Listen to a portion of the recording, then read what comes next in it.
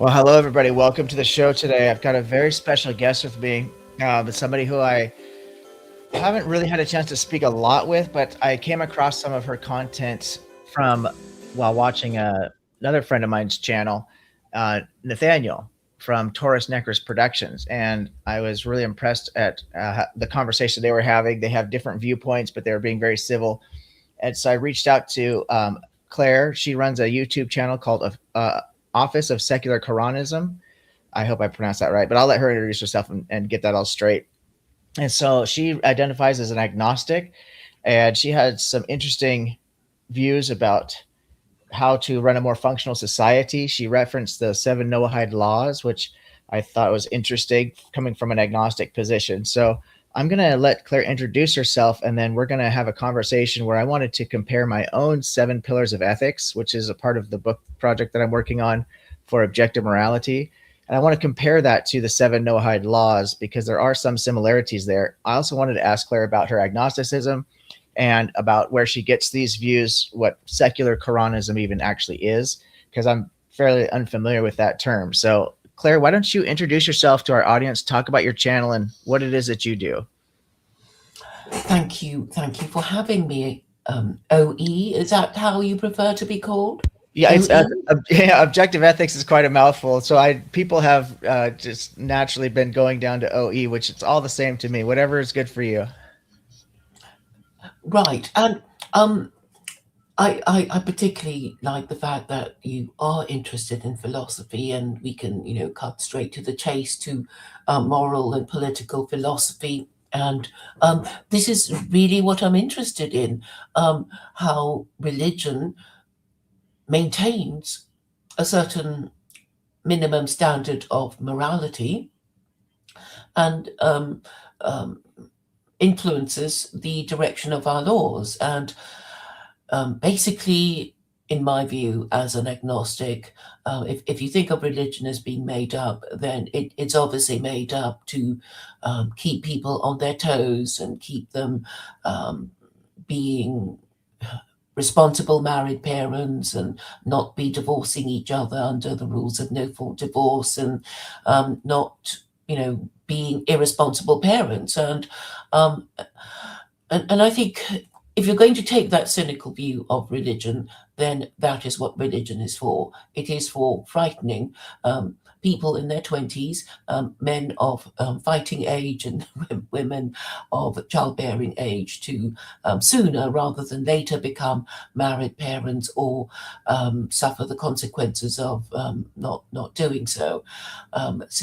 That is basically, I hope, my contribution to political philosophy. All the five world religions basically promote the idea of patriarchy, and out of the five world religions that we know of, the organized religions, i.e., the Abrahamic religions, are the ones who are better at organized violence and better at acquiring empire and better at imposing their hegemony on the rest of the world.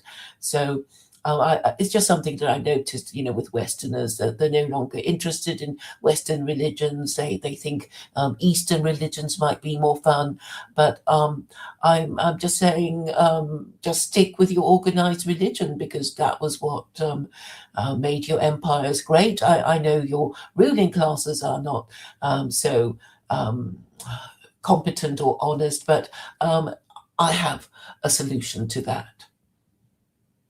Well, I appreciate that introduction. You mentioned a couple of things already to get us started that are very interesting to me. But one thing I did want to ask, and I want to make sure to be really clear, I'm not telling anybody, whether it's you or anybody else, how they should identify when it comes to these labels or anything else for that matter. It's a personal journey our lives are. So identity is a real important part of being an individual and how we express ourselves individually. But I have studied, I don't know how much you know about my background, but I actually have studied world religions in college. I even attended a Christian seminary. This is many years ago, of course. But now I do not have a Bible degree. I would not sign a statement of faith because I was not a believer. I've always been an agnostic, actually. So allowed me to do what's called auditing classes. We have to pay a much higher fee per class, and you don't get any college credit towards any certificates or degrees, but you're allowed to take the classes. So I do have quite a bit of background in religious studies. And one of the areas of study was the origins of atheism and agnosticism. So when I refer to myself as an agnostic, I'm really referring to myself based on the original etymology of the term agnostic. And so a lot of people in modern parlance use terms like atheism and agnosticism quite differently than they really started out. So for me, an agnostic and how I identify as agnostic is it's twofold. And on one hand, I neither believe nor disbelieve in gods or supernatural events. But the second part, and where the gnosis part really comes in, I don't think it's possible to know about any existence of any gods or any supernatural events, because things that we can't observe directly, measure, and test with empirical evidence, we can't really. I don't think we can make definitive claims one way or the other. So I never make the hard atheist claim there is no God, but I don't make the positive claim there is a God either. I just really don't think we can even know this question. So when you refer to yourself as an agnostic, is this the camp that you find yourself in, or what does agnostic even mean to you? It means I accept that atheists cannot prove to the satisfaction of those who want to believe in God that God doesn't exist. And it's the same the other way round, that theists cannot prove to the satisfaction of people who wish to remain atheist, that God exists. But what I think everyone can agree on is that religion has social, political, and moral uses. I think I that is enough. Yeah, no, so I think we're on the same page then. It comes down to knowledge and whether we can actually know, and the burden of proof is on either party making the positive claim. So atheism is actually this large umbrella term, just like theism is, right? Theism covers all God beliefs under one umbrella. Atheism covers a large umbrella of different types of beliefs, technically speaking. So hard atheism makes the definitive claim that there is no God, whereas soft atheism would be just simply a lack of belief. Then, of course, you have things like Buddhism or Jainism or Taoism or whatever, where they don't actually have a God figure. So it's considered an atheistic religion as opposed to theistic. So atheism is really kind of a broad term, but the hard atheist does incur a burden of proof. If you're going to say there is no God, then you actually are making a claim at that point.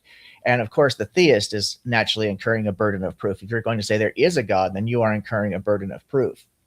So the agnostic position simply says, I don't think either side has met the burden of proof. It sounds like you and I are on the same page there. Does that sound right to you? Yes, sorry, could you just repeat what you said in a sentence? I'm sorry.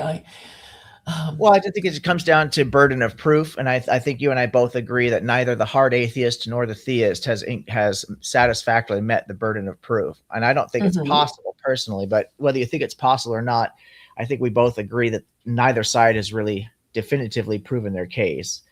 I do agree with you that religion does actually have does serve a purpose in many cases. And I think that purpose has changed significantly over the years.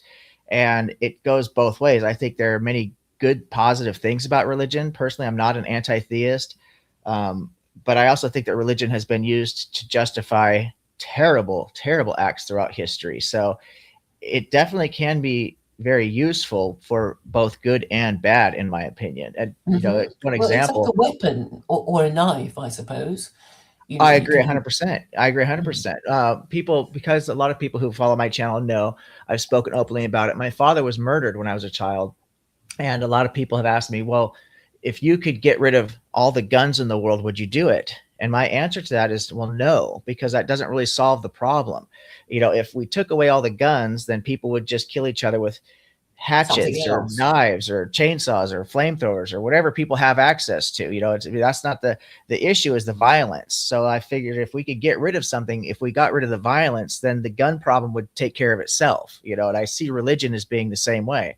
Religion gets used for many things like any other tool. And so if we get rid of the core problem of hate and bigotry and prejudices, right, then we could cure all the ailments that religion has been used for doing evil things. And we could just focus on the positive things. People's religious beliefs have helped them get off drugs and alcohol, or overcome terrible family trauma or personal trauma, or whatever it might be. So there's good uses in society for religion. And I also, having studied religion, the reason I spent so much time and money doing that is because I find it fascinating. It's tied directly to societal evolution.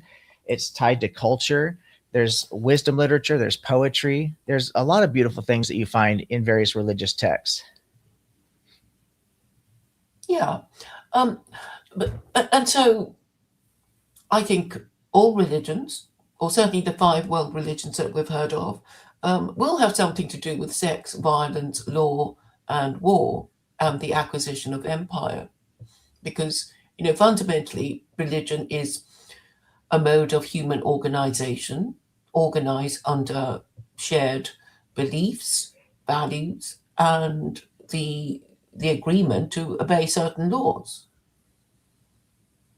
Now, I just want to clarify, you're mentioning the 5 major world religions. I assume you're talking about the 3 Abrahamic: Christianity, Islam, and Judaism, and along with then Hinduism and Buddhism. Mm-hmm. Okay, yeah. Yes. Mm-hmm. I mean, let's just stick to the top 5, because why make things more complicated than right. That's fair enough.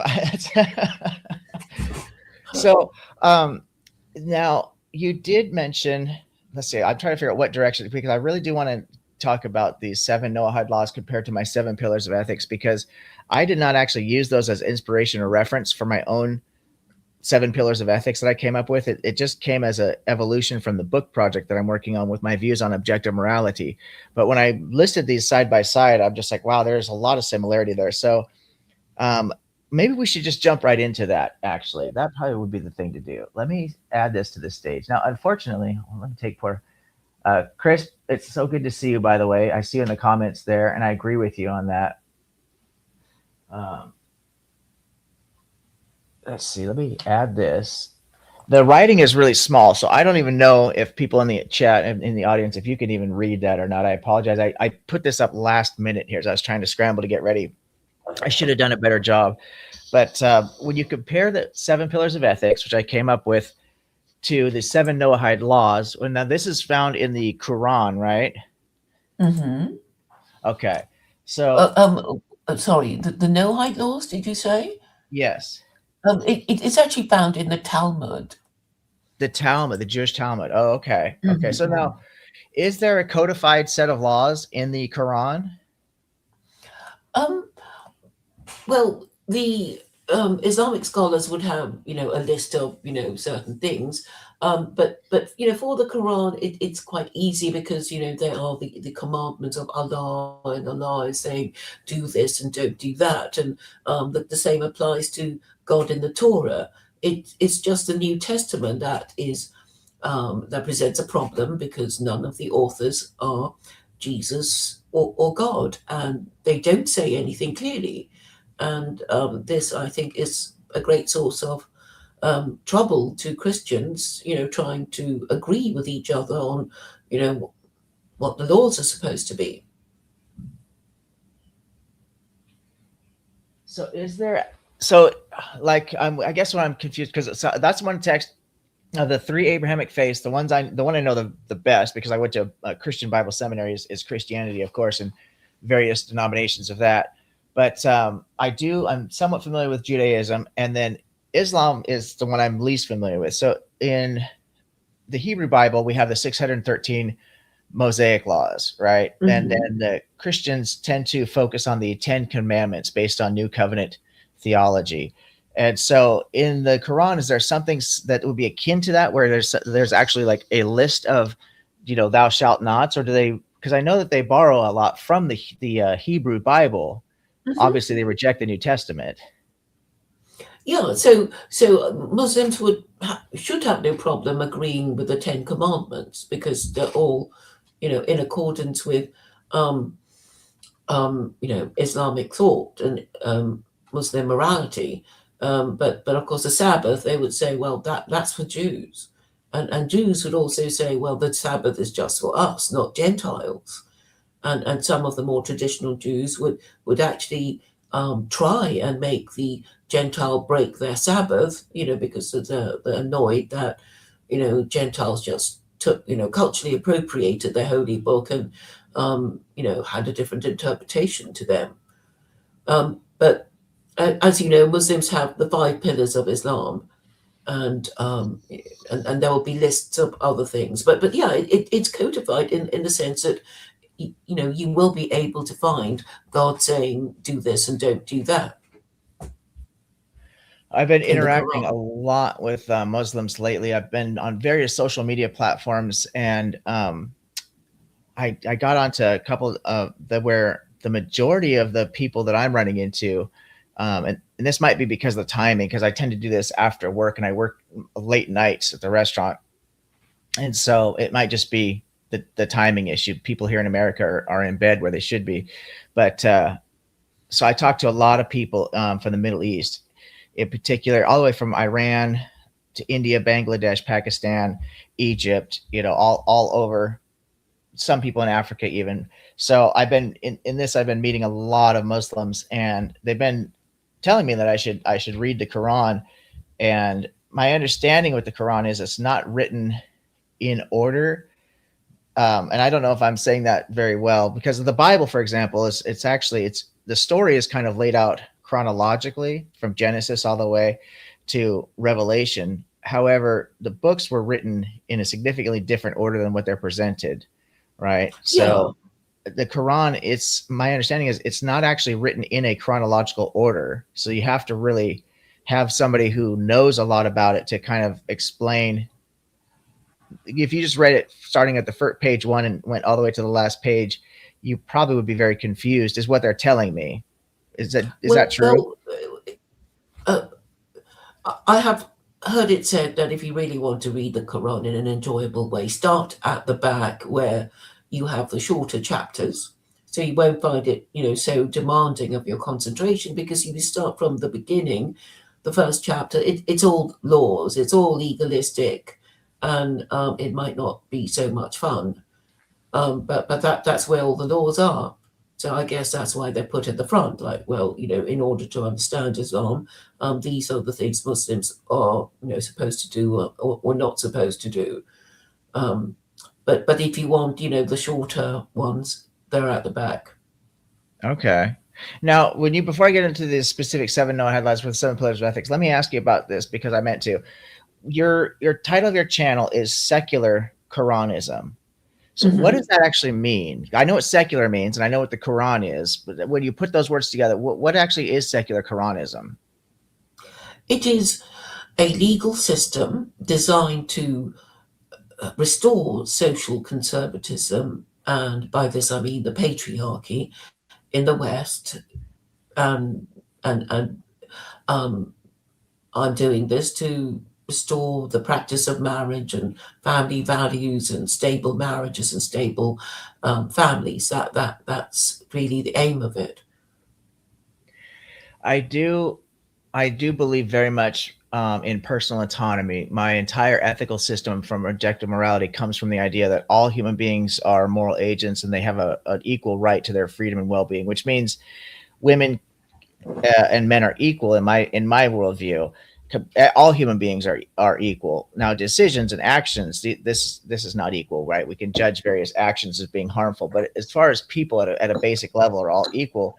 So I do think that women have a right to their own bodies, for example, complete autonomy over their own bodies, all human beings should. So do I But really. well, but I Um, do I do support the idea that the family is important and that a healthy family environment is better for children. But I don't support creating laws around that necessarily because it removes people's autonomy. well, at the end of the day, we all have free will, and even if, say, if we did a certain thing, there would be consequences. We can still decide whether we want to pay, uh, to face the consequences as the price of doing what we, feel we have to do. So, even if they say no murder, for example, that there's still people who murder, and no rape and no, stealing. So I think, being moral agents, we choose, to do certain things. Perhaps you don't see the harm of, sexual liberation from the rules of marriage and good parenting, which a lot of people don't because they don't, really make the connection. But I think, one of the reasons why the West is full of immigrants is because of their low birth rates caused by feminism, and I don't think, women of my generation are particularly well served by feminism because, uh, you know, women may start off young, in their 20s and thinking, I don't want to marry and who wants to be a mother or a wife. But I guess, when the time has come and gone, when the option no longer exists, um, you know, they probably only then decide that that's, the thing that they most want to do in the whole wide world. And of course they can't admit it. There are lots of things I think that is causing a lot of mental illness because people won't acknowledge that they made a mistake. So they double down and pretend it doesn't matter. And more people, fall into the same trap and they also get angry and bitter. And I think it's now time for people to just say, well, we need to belong to a group. Even if we scorn the idea, even if we think, well, there's a welfare state, we don't have to put up with the crap from mum and dad and aunt and uncle and, all that. But I think it's people that we keep seeing again and again and again that affirms our own identity. You get married, and, maybe your marriage, is not so happy, but the fact is your spouse reminds you of yourself even if they do not agree with you. And you may have children, and you will have sort of undergone some trial and experience in bringing them up, and it will in some way have formed your personality and your experience, and this affirms your own identity. But if we were just free spirits and we never married and we had sex with whoever, and they're no longer with us, and so there's nothing we can say to somebody, oh, hey, do you remember, on such and such a date, we did this and there was, the stuff happened and they, and I think the ability to share memories is so much a part of our human experience that, we lose something of ourselves if we, don't value it or don't have it. I'm just typing a quick comment too because one of the guests, Chris, had asked a question about. Definitely put this on. I should just tell him since yeah, Chris, definitely. That's actually what I want to do is go over these seven Noahide laws individually because as you can see on the list, I don't know if you just joined, but the 7 pillars of ethics is what I came up with when I was writing my book. As I'm writing my book, it's still a long way from being finished, but I came up when I'm talking about objective morality, I came up with this idea that there would be these 7 pillars of ethics. If we adopted this as every society adopted this, then it would take care of basically all the world's problems.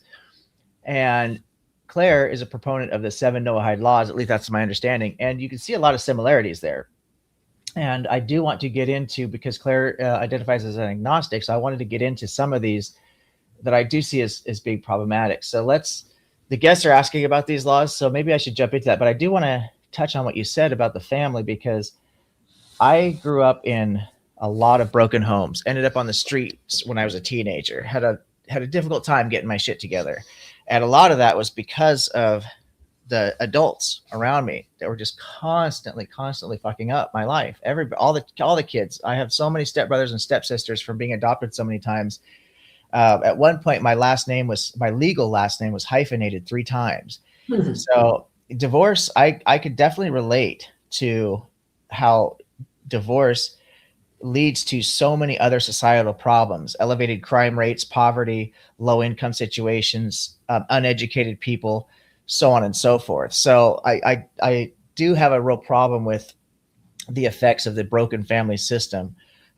But again, I'm just not in favor of creating any laws that take away people's autonomy outside of the justice system. So criminal behavior, we have to have justice. So we do have to separate criminals from society. But another issue, though, I think where we have a disconnect is I don't actually believe in free will. I'm in the process of having a discussion, kind of an informal debate with a Christian friend of mine who believes in libertarian free will on this channel. We had part one, I think that was last week, and we're going to have part two of that discussion coming up in a few weeks in March. Yeah, that's been a really interesting discussion to have: free will versus determinism. But if I just grant free will for the purpose of our conversation today, which I'm happy to do, and proceed that way, I still don't think that changes my perspective on creating laws for autonomy. So let me ask you now, before I ask you about these Noahide laws, I should clarify. I'm under the impression, and please correct me if I'm wrong, but I'm under the impression that if you were to be in charge of building a society, you would instill these 7 Noahide laws as law of the land in your society. Would that be a fair assessment? No, Oh, no, absolutely not, because it actually says Jews are supposed to execute idolaters and blasphemers. No, what I want rabbis to do is to rank the 4 Gentile religions according to their conformity with the Noahide laws. And in this way, I think if they're being honest and rational, they would rank Islam the most Noahide, and therefore be obliged to support secular Koranism, which is an extension of the Quran. okay. Well, that is a fundamental misunderstanding that I had. So if we just go down this list and compare them side by side, just real quick to kind of kick this off. On the right column, we've got the 7 Noahide laws. The first one is do not murder. And on the left column, I have one of my pillars of ethics is public safety. So my pillars of ethics are broad definitions that should cover a number of different actual actions, right? So murder would be under public safety. So there's a similarity there. Underneath that, we have do not steal from the Noahide laws, and I have public trust. So public trust for me would cover not just stealing, but contract law and things of this nature, coercion, uh, scams, things of that nature, as well as just direct theft. So there's a real similarity there. Um, One is no, the third one here I have listed, and I don't know if these are supposed to go in a particular order or not, but what it says here, the third one, no immoral sexual acts. Now I have familiar relations because that my family relations for me in the 7 pillars of ethics is not supposed to be some kind of edict that prohibits divorce. However, it is supposed to be something that encourages people to take families seriously, right? To be responsible for your children, whether you have children in or out of wedlock. We need to be taking care of our own children, taking care of our relatives, and taking responsibility for these people directly, as opposed to just letting the public do it. And there's so many welfare babies, they call them, that are happening in low income houses and single mother situations. And that's a real problem for many reasons. So no immoral sexual acts. What exactly is that supposed to be a reference to? Because would that be a ban like against homosexuality, for example? Because that's something I could not support. This is how it would work under secular Koranism. So anyone caught having offspring without a marriage license would be deemed a sex offender, because of chapter 24, verse 2, that that says unmarried parents will attract corporal punishment of 100 lashes. So that's what it says, and I think this is really the only way to discourage out of wedlock births. That's And wild. That's wild. So wow. I've not heard about people getting, beaten for crimes a long time. That to me seems seems a bit regressive, but I am a big proponent of deterrent. However, my feeling, again, now this is going to be based on my feeling about, which I said I wasn't going to do this necessarily, but because I don't believe in free will, my views on how we handle criminals is going to be significantly different than yours, probably. But I even if I grant free will, let me put myself in the free will shoes for a second here. So even if I put myself in the free will shoes, I still feel, because a lot of what happens in society and in government today is certainly in America, in the court system, we treat people as though they do have free will, right? And so we judge criminals based on this kind of assumption that people have free will. And so we could use that as the example for this. We putting people in jail, people get out of jail and they end up right back in jail. They're putting people in jail as a punishment for their crime isn't really solving the problem.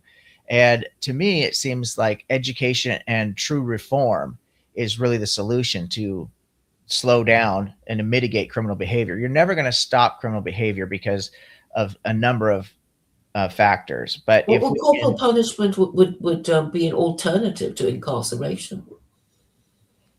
but I don't know if just beating people, whipping them, or whatever is necessarily going to be effective either. Now, I will say, and this is probably going to cause me to lose a lot of subscribers right here, but I have a very emotional, uh, um, probably overly emotional reaction to women and children being hurt and harmed.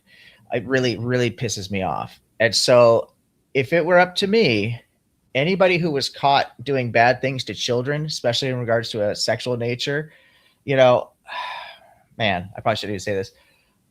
Chopping off some body parts would probably deter that quite a bit. I will admit. Now, do I think we should do that? No, because it's inhumane, right? There's a better system, but I just really do not like it when people hurt children. So whipping them would probably be better than cutting off some body parts, I guess. But I still don't know if whipping people is necessarily an effective deterrent. I think that educating people is ultimately the best deterrent.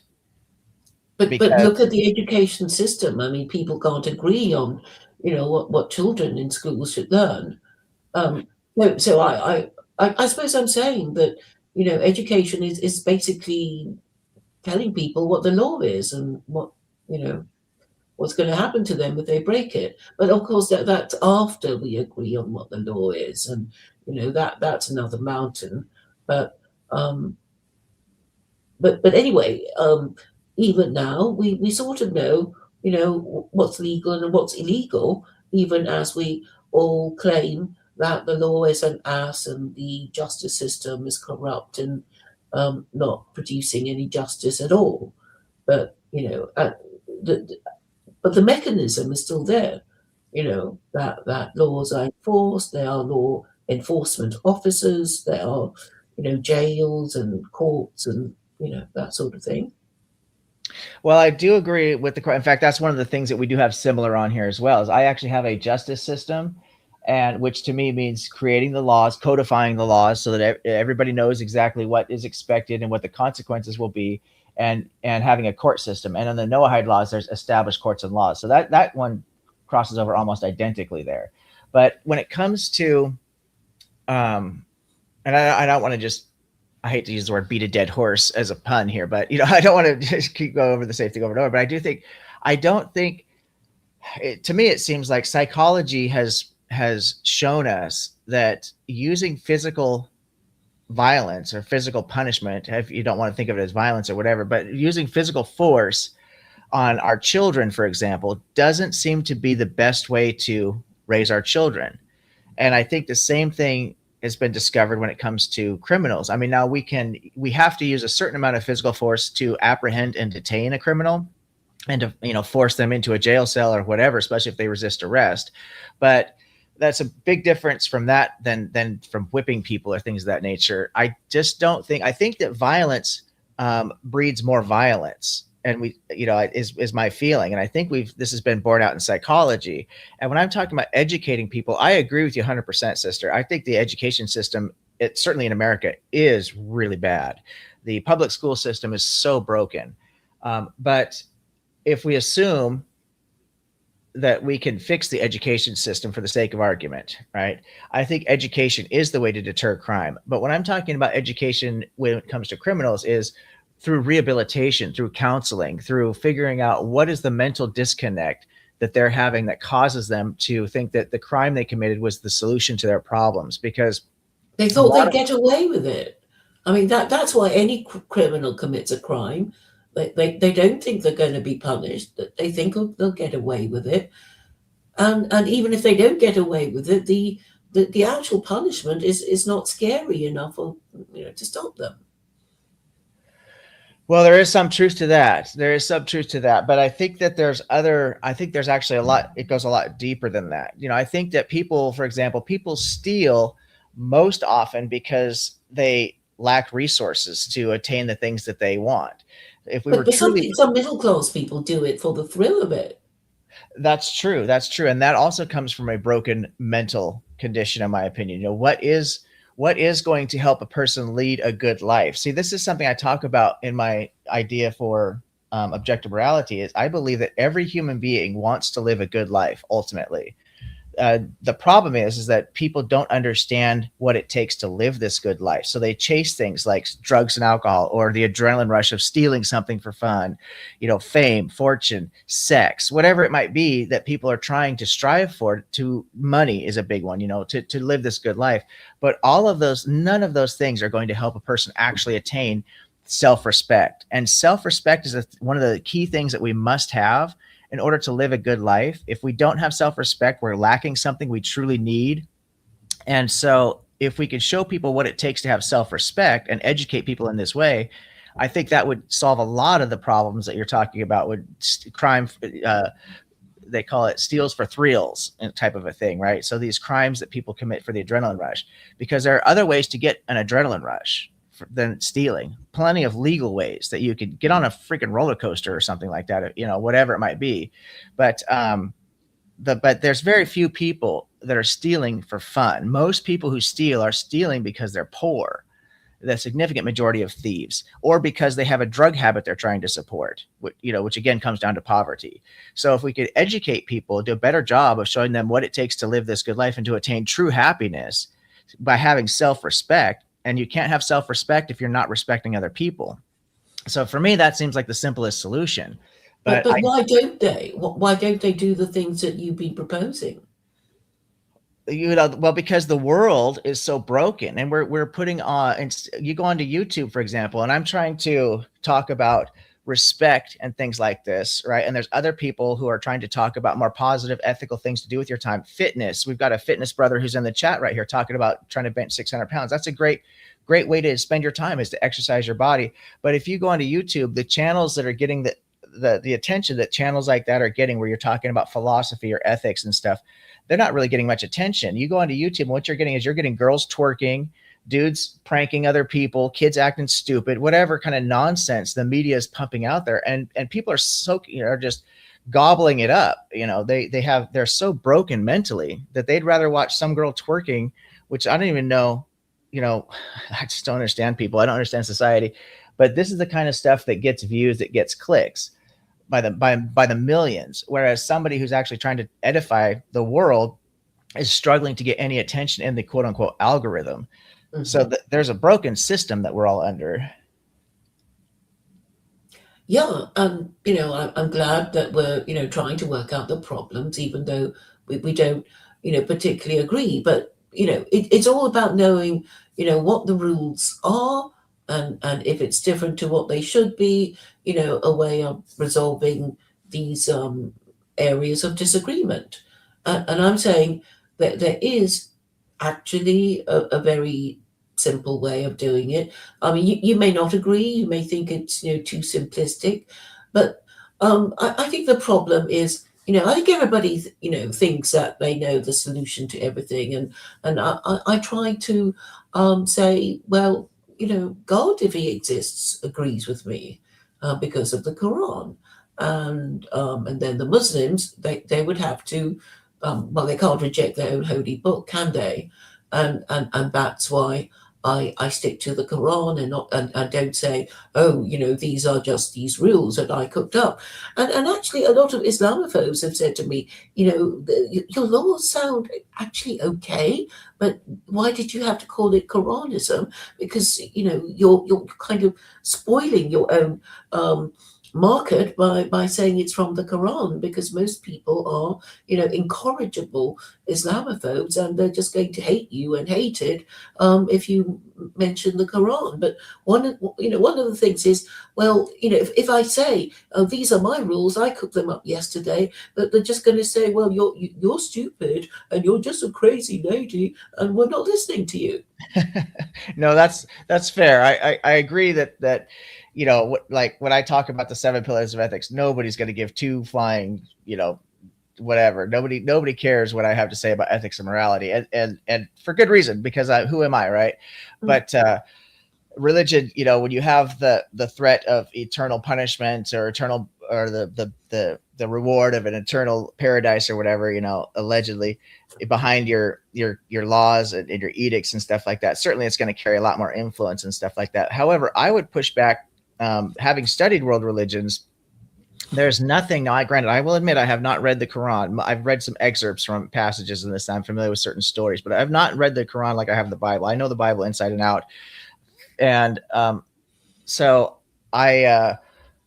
there's, from what I understand, there's nothing unique in the Quran, the New Testament, or the Old Testament when it comes to morality or laws. This stuff goes back way into history, including the gods and all this stuff. I mean, it could all be traced much further back than what we find in the Abrahamic faith. The Abrahamic faith are claiming to have it's this unique revelation, but there's nothing unique in there. The do not murder, do not steal, reciprocity, all of this stuff can be uncovered in Ugaritic texts, in cuneiform writing, when the first writing systems we have all the way back in Sumer. So we could look at Eastern religions for some of these ideas that predate a lot of the stuff you find when it comes to the peacefulness and the you could look at philosophy when it comes to certain ideas, when it comes to oneness, monism, if you want. So there's, like I said, I don't know why we would necessarily stop at the Quran. Let's just go back to the more original source, other than the fact that the Abrahamic faiths have had such a massive impact on the world that nobody would know what I'm talking about when I talk about Ugaritic texts. People are like, what the hell does that even mean? You know what I mean? So I guess I could see that. Isn't everyone's obsessed by Jews? And it's like, well, we'll just go with it, because they basically, Judaism is a foundation of Christianity and Islam, and that's probably why everybody's obsessed by Jews, because they think they have so much power, and but if they think about it more carefully, they'll see that Jews on their own can't do any of the things that they're doing now if it were not for the support of the American empire. Right. And Go ahead. I'm sorry. Yeah, and I'm just saying, and there's this, the Americans would say, oh, the Jews control us, and the Jews say, oh, the Americans control us, and there's this sort of buck passing of guilt and bad behavior, and it's never resolved, you see, because people are actually quite happy to keep passing the buck of blame. The Jews to the Gentile, and the Gentile to the Jews. And this has been, how it's been for a long time. With both, actually suffering quite a lot, but apparently without even noticing, Yeah, no, I do agree with a lot of that. Another YouTube channel, by the way, I usually try to type in hellos in there. It's so nice to see everybody, but I'm trying to focus more on my guest out of respect, because I do have a difficult time splitting my attention. But Ducks, another YouTube channel. There's Skeptic Philosophy. There's other people who have joined and I haven't said hello. It's always great to see everyone who joins the show. And just to let everybody know, as always, I do open up the panel for everybody to join the conversation at some point. But I want to give Claire a chance to have the floor and have my undivided attention, like I do with my featured guests at first. But we will be opening up the panel at some point if you guys have your own questions.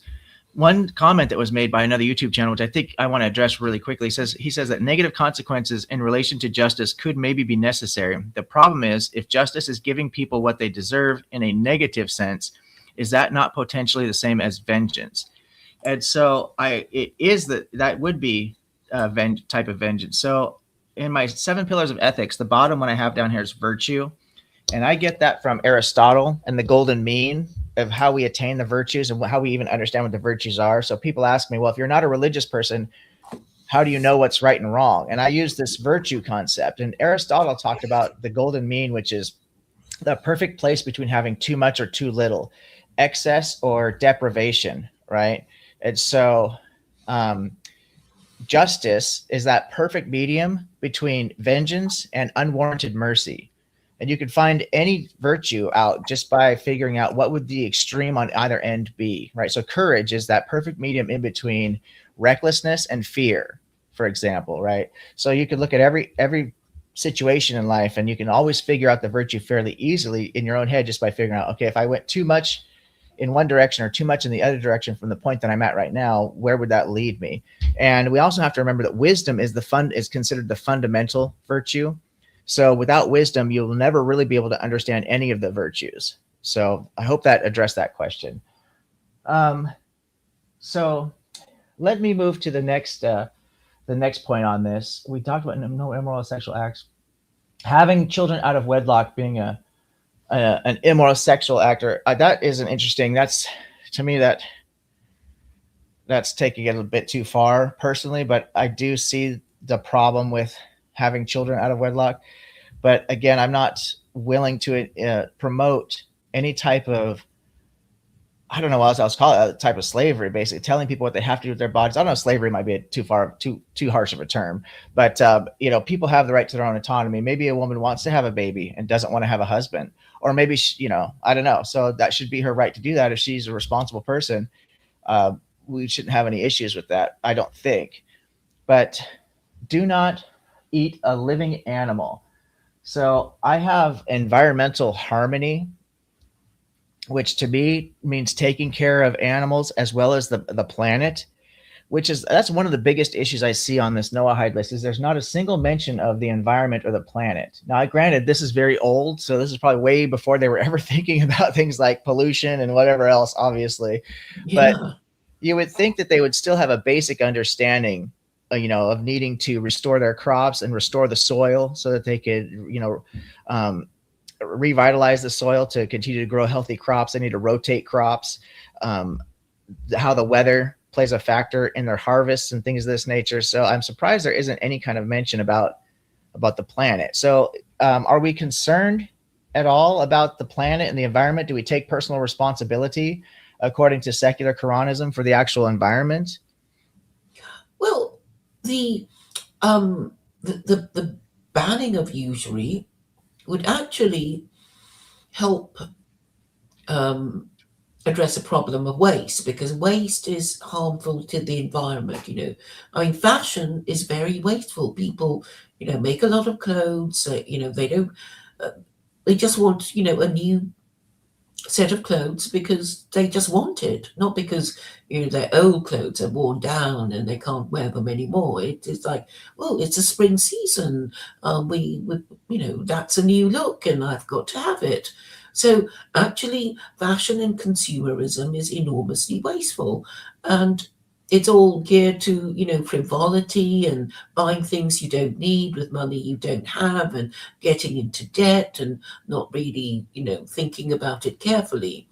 And I think that's not in the Noahide laws, but it's in the Quran, about banning usury, because usury obviously creates an environment of irresponsible borrowing and lending that eventually ends in slavery if it goes too far. Yeah, and I just want to make sure for the audience and to make sure we're on the same page. I think we are, but for the audience who may not be familiar with the term usury, my understanding is that this is essentially the idea of charging elevated interest rates against debt. Is that ultimately what you're talking about when you say usury? Yes, compound interest. Right. Okay. Yep. Yep. Yeah, I agree that the economic system and usury, I think that has been problematic. The problem is that we find in every financial system that we've seen throughout history is that it grows to a breaking point. This is why economies always end up collapsing, because they can only the value, the way that things are set up, the value is inflated artificially for everything. And that artificial inflation can only go so long before there's nothing backing the value of Is it the the of whatever bubble currency. bursts? Exactly right. And it just repeats. It rinses and repeats, rinses it repeats. We see this with the housing crash. We see this with the stock market crash. There's got to be a better system. Yeah, people And I don't kill know what it themselves. is. What's that? I mean, people kill themselves. I mean, there were all those cartoons of the Wall Street crash, all Yeah. those stockbrokers jumping from tall buildings because they couldn't bear being poor. Lives are ruined, businesses are destroyed, and people have to go through the Great Depression and queue up in soup kitchens and all that. But I mean, it doesn't.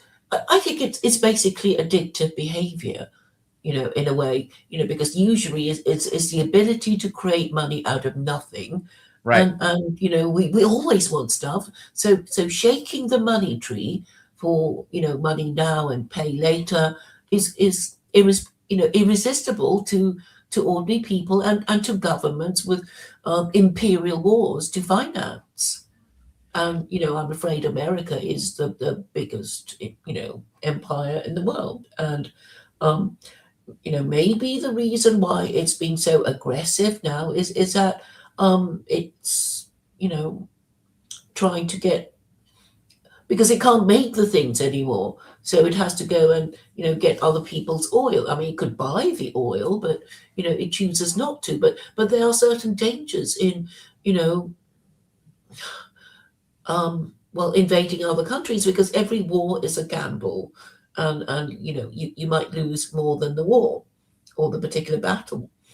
So, I mean, what happened to the British Empire, when they picked a fight with Germany, because Germany was, rising up and becoming increasingly powerful. And Britain in the First World War thought, no, we can't have that. We have to, beat up Germany so they won't, try to, muscle in on our empire.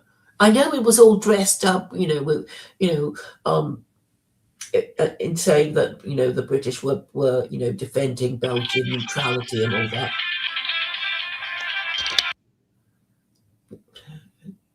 That was a phone call. I'm so sorry. I usually have my phone muted. But since I took this promotion, now I'm turning it on all the time, and I completely forgot. That scared the crap out of me. I am so sorry for anybody who had to hear that. Jesus, I got it. Oh my God, I got to make sure I got that muted. I am so sorry, Claire. That Yeah, was my. and I was just trying to explain, why I like the Quran, because it does deal with political economy. So banning usury would have the effect of lowering property prices. It would make them go down dramatically. Um, and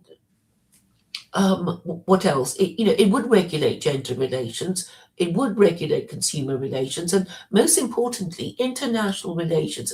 It has principles of warfare, and how to behave as a country. And if followed, it would actually bring about a more peaceful world.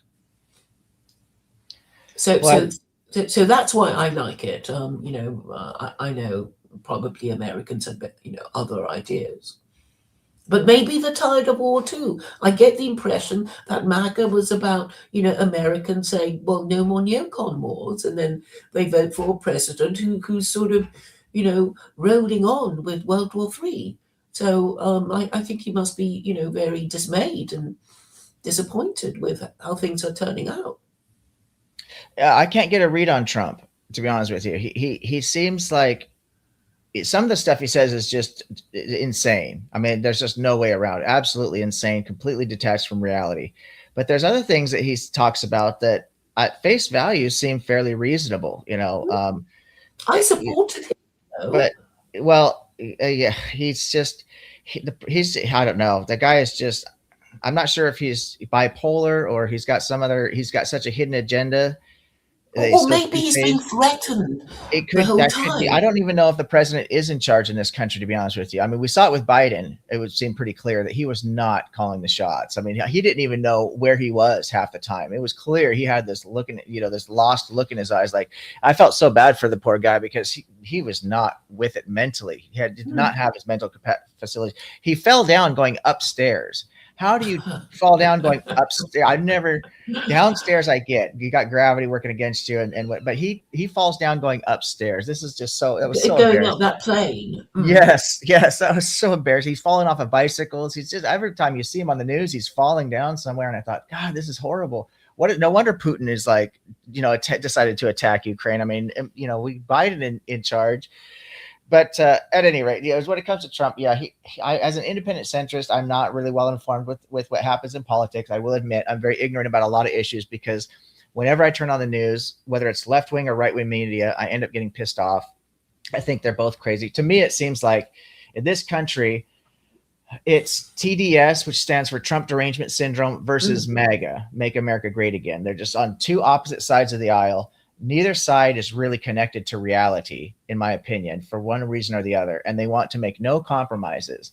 And I don't have a lot of conversations with people where they seem like they're even willing to consider some kind of compromise, some kind of middle ground. Everybody's got such an extreme polarized view in this country. And it's very frightening to me because this is why we have so much anarchy going on in this country. Every time you turn on the news, there's these riots or protests, in people are committing all these crimes all over the place, and fighting on social media about Trump derangement syndrome or versus MAGA and all this other stuff. I can barely even tolerate it. And I've been talking to so many people internationally over the last few months, as I mentioned earlier, and it really was very surreal to me after about a month or so of talking to so many people from Europe and Asia and Africa, and they're all asking me about like the ICE situation and Renee Good and Donald Trump. And I'm thinking to myself, oh my God, the whole world is watching us right now. The whole world is watching America. We are literally center stage.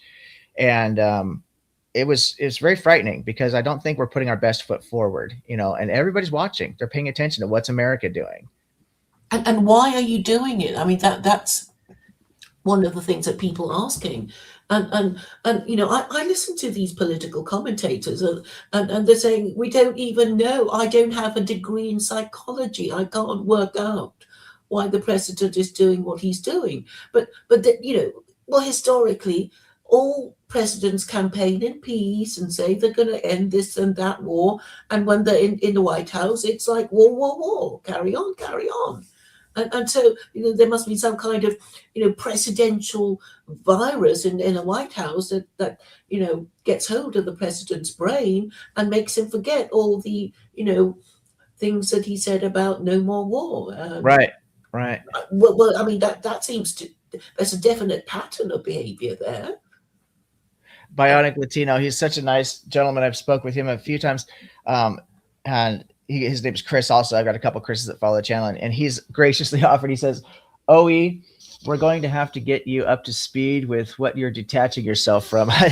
Maybe I do need to do a show on politics. But if I did a show on politics, what I would prefer to do is do a panel where I had 2 or 3 people from each side, and try to, instead of having just one side come and then the other side come, because I'd like to get everybody in the room together to sort some of this out, because I do not think that one side has it figured out. I think they both seem like they're batshit crazy to me, as far as Democrats and Republicans around here.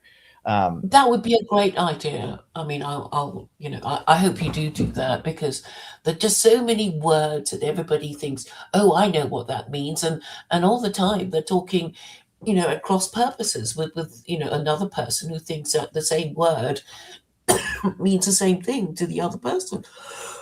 Yeah. It would be very educational for me as well, because like I openly admit, I do tend to detach myself because I can only take so much of it.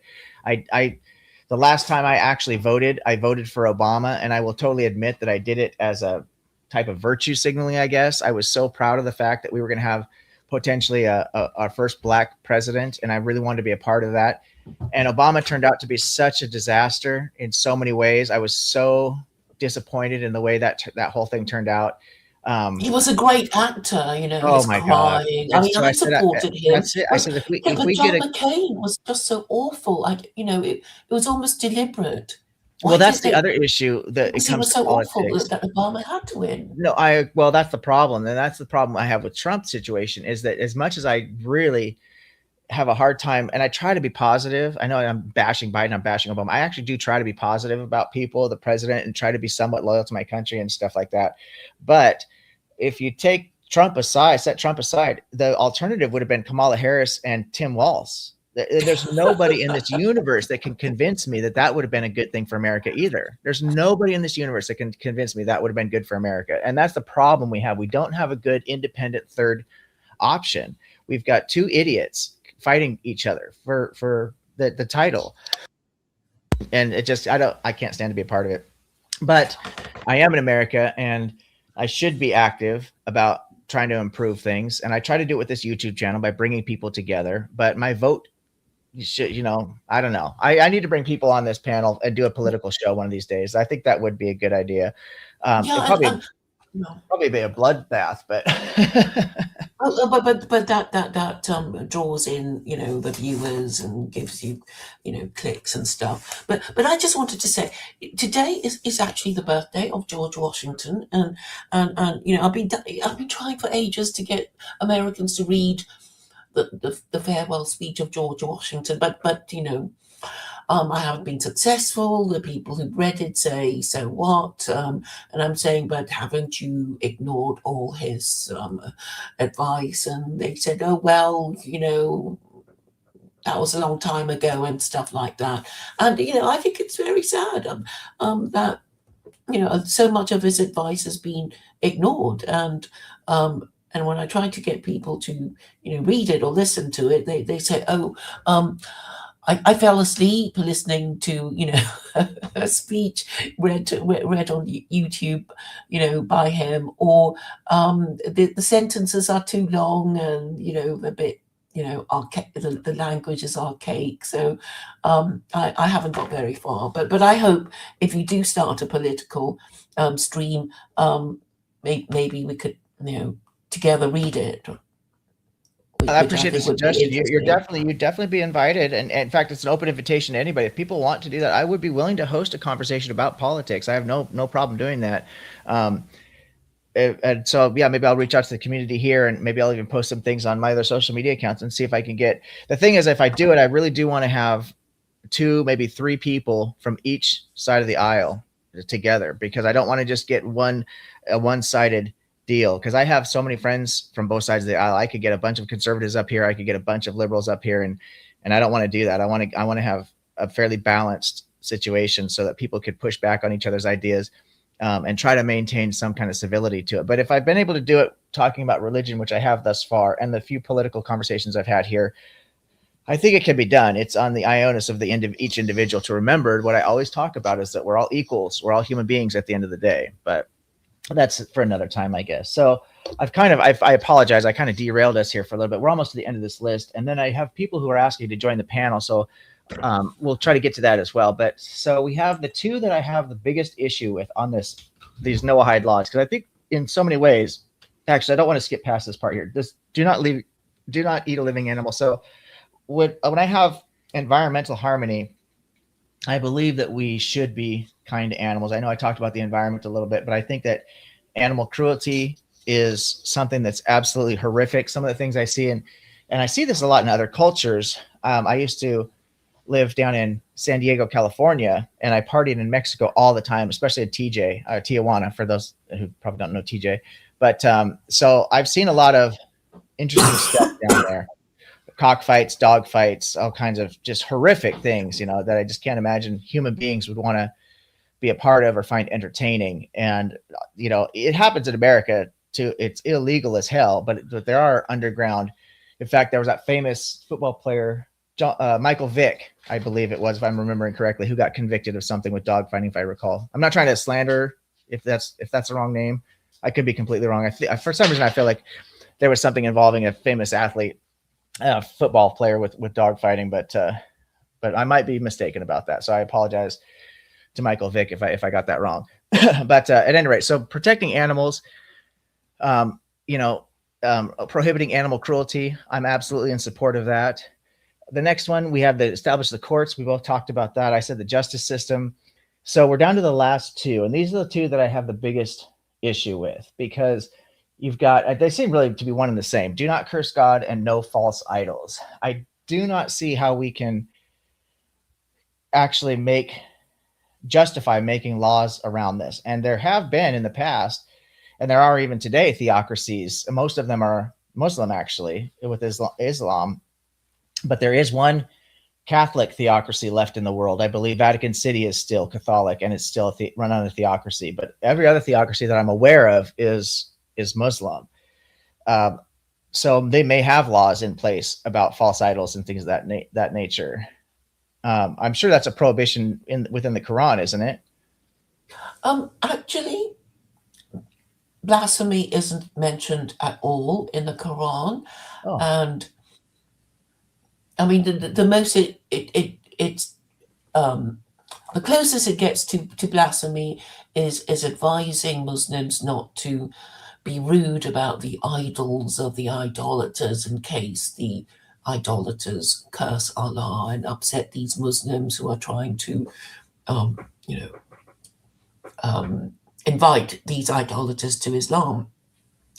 As regards idolatry, I mean, it does say, well, you're going to hell if you're an idolater, but you have to allow these idolaters their idolatry, and give them the freedom of belief that, yeah. So actually, I'm saying chapter 2, verse 256 of the Quran, which says there is no compulsion in belief, truth stands clear from error.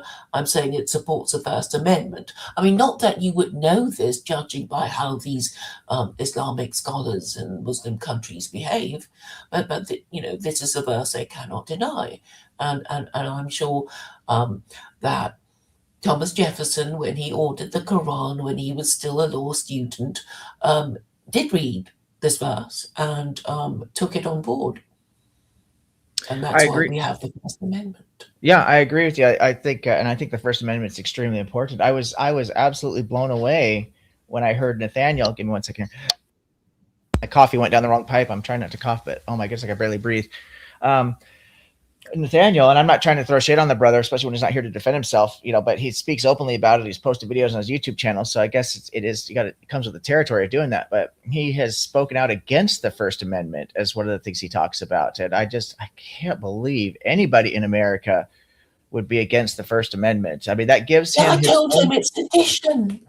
That's insane. Yeah, it gives him it protects his own freedom for his own religious belief. He's a Catholic. You would think that that would be important to him, but there's a lot.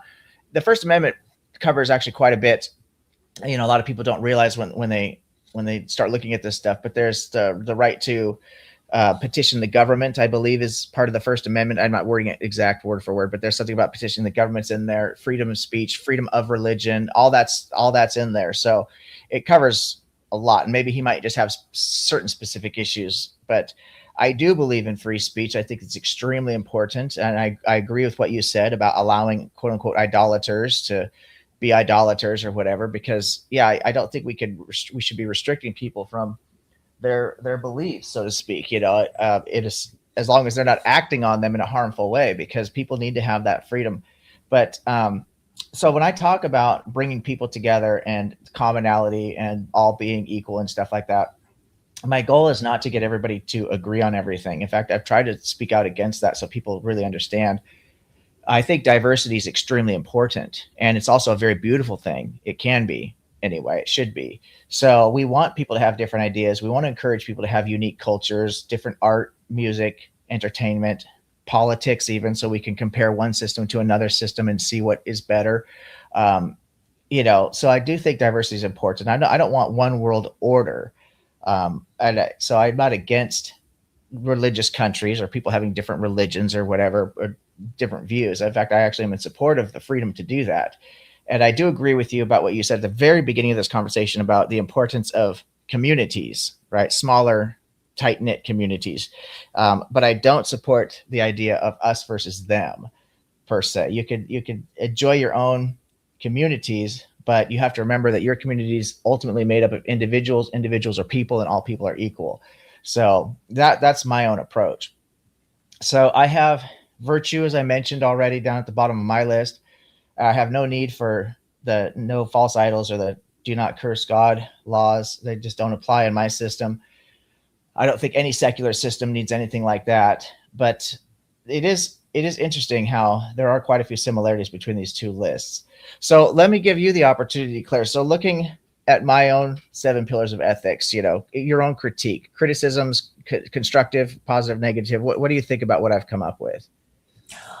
Well, I'm so happy that a lot of this is um, actually Noahide and done in a public spirited way to protect society.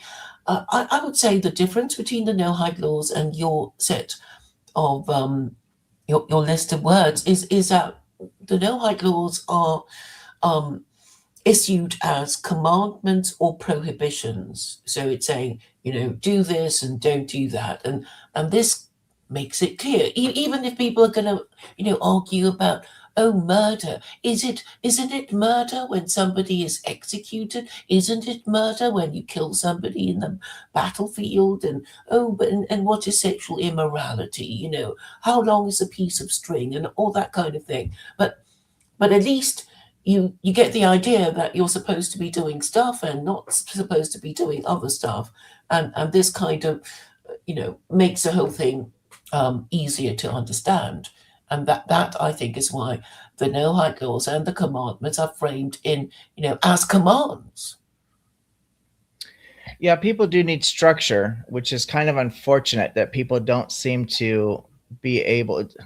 Not everybody, obviously. Some people can, some people can't, but too many people cannot regulate themselves. They cannot control their own behavior. They need something above them. And I hate to say that because I think we all need our autonomy, but people are so broken. We talked about this earlier with the social media and what people seem to be attracted to and the nonsense that they waste their time and money on and the things that people strive for. And I think the further we get away from philosophy, the further we get away from sanity. But I do think that secularism has been a huge boost to civility, going towards secularism and away from theocracies and theocratic systems and things of this nature. Um, as atheism continues to grow, I don't know, skepticism, I think, is what I would like to see continue growing, atheism and agnosticism.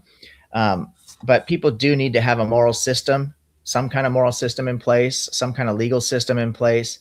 And if we just leave it up to every single individual to figure it out for themselves, that doesn't seem like a good idea. People, by and large, make so many mistakes, financial mistakes, legal mistakes, mistakes in their personal lives. We hear it oftentimes. My college phase, quote unquote. So people tend to go through these growing pains, and that's part of life. But unfortunately, these things have repercussions, and so we need structure around us. I seems to be the unnecessary or the necessary evil, I guess, if you want to say something like that. That structure, we have to have some kind of structure, and for the most part. Now I have actually worked for a few summers. I volunteered at various organizations, where one of them I was at for a couple summers. It was fascinating opportunity, especially as a young man. Um, it was out in the wilderness, and I'm talking like way out in the wilderness. It was so far detached from any kind of civilization, and it was a resort, and they would rent out the resort to different groups. And so you, as somebody who worked there, I was exposed. The group would rent it out for a week, and sometimes it was church groups, sometimes it would be like a civil group, or sometimes just all these different types of. It wasn't the establishment itself wasn't affiliated with anything.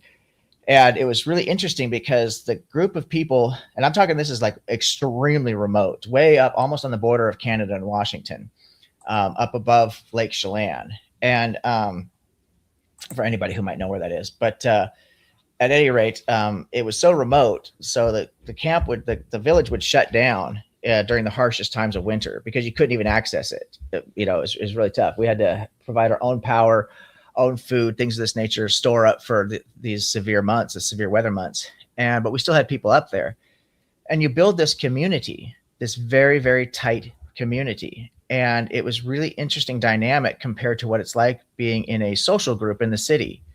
Completely different when you're actually reliant on other people for your safety, literally your survival. You have to work together.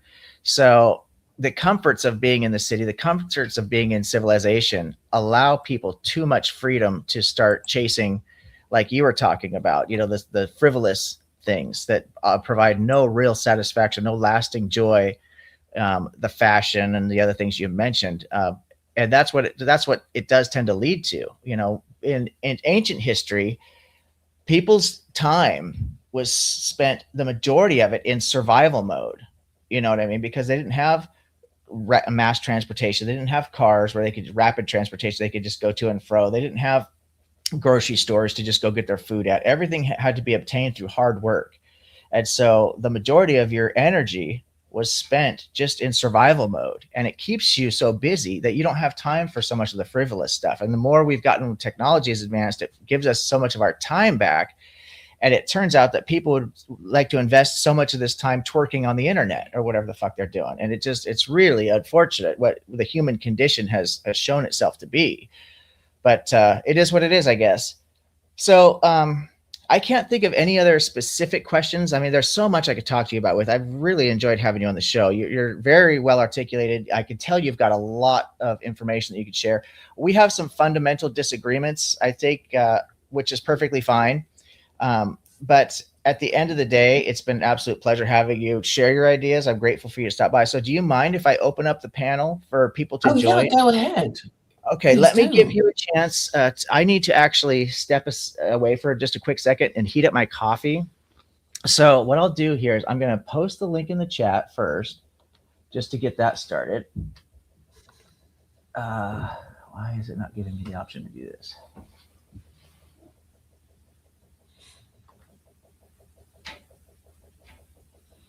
Huh. I don't know what is going on here. I think there's a slightly different procedure now to posting. Maybe you can post it in the description or something. My paste option or my copy option wasn't coming up, but let's see if this does it. There we go. Okay. So I'll post the link. People can start lining up in the queue if they would like to join the conversation to speak with our guest, Claire. As always, if you want to bring up a different topic, I'm open to talk about anything, but I would encourage you to take advantage of having Miss Khaw here with us today. But everybody's welcome.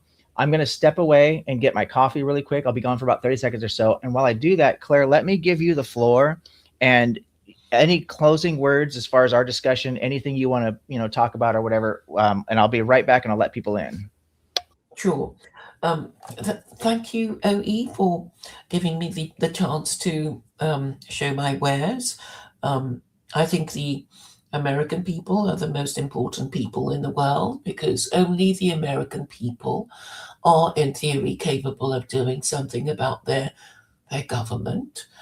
And I also know that maybe most Americans are not best interested in foreign policy, but it can bite you on the bum, I suppose, if you start one too many wars and unite your enemies against yourself. And it must be very dismaying to be an American thinking you finally voted for the president who wants to end these neocon wars, and then you find him heading towards World War III, or what appears to be that. I hope maybe he has a plan.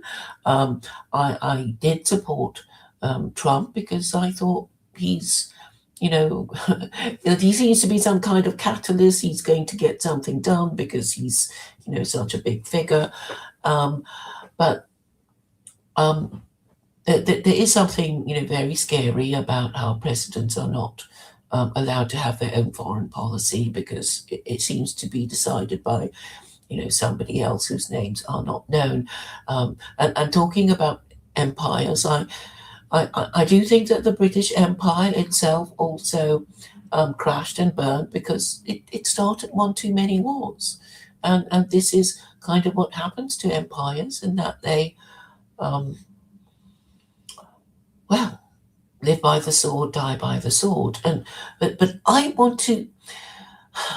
I think I have a solution, and I hope Americans are able to consider it, because it's basically a rule-based solution that will allow you to deal with your corrupt and incompetent leaders who lie to you.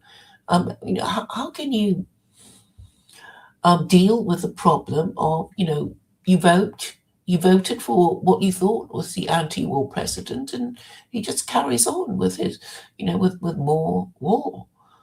So this, I think, is a very interesting problem, but I think it can be solved with, once you have a functioning moral system.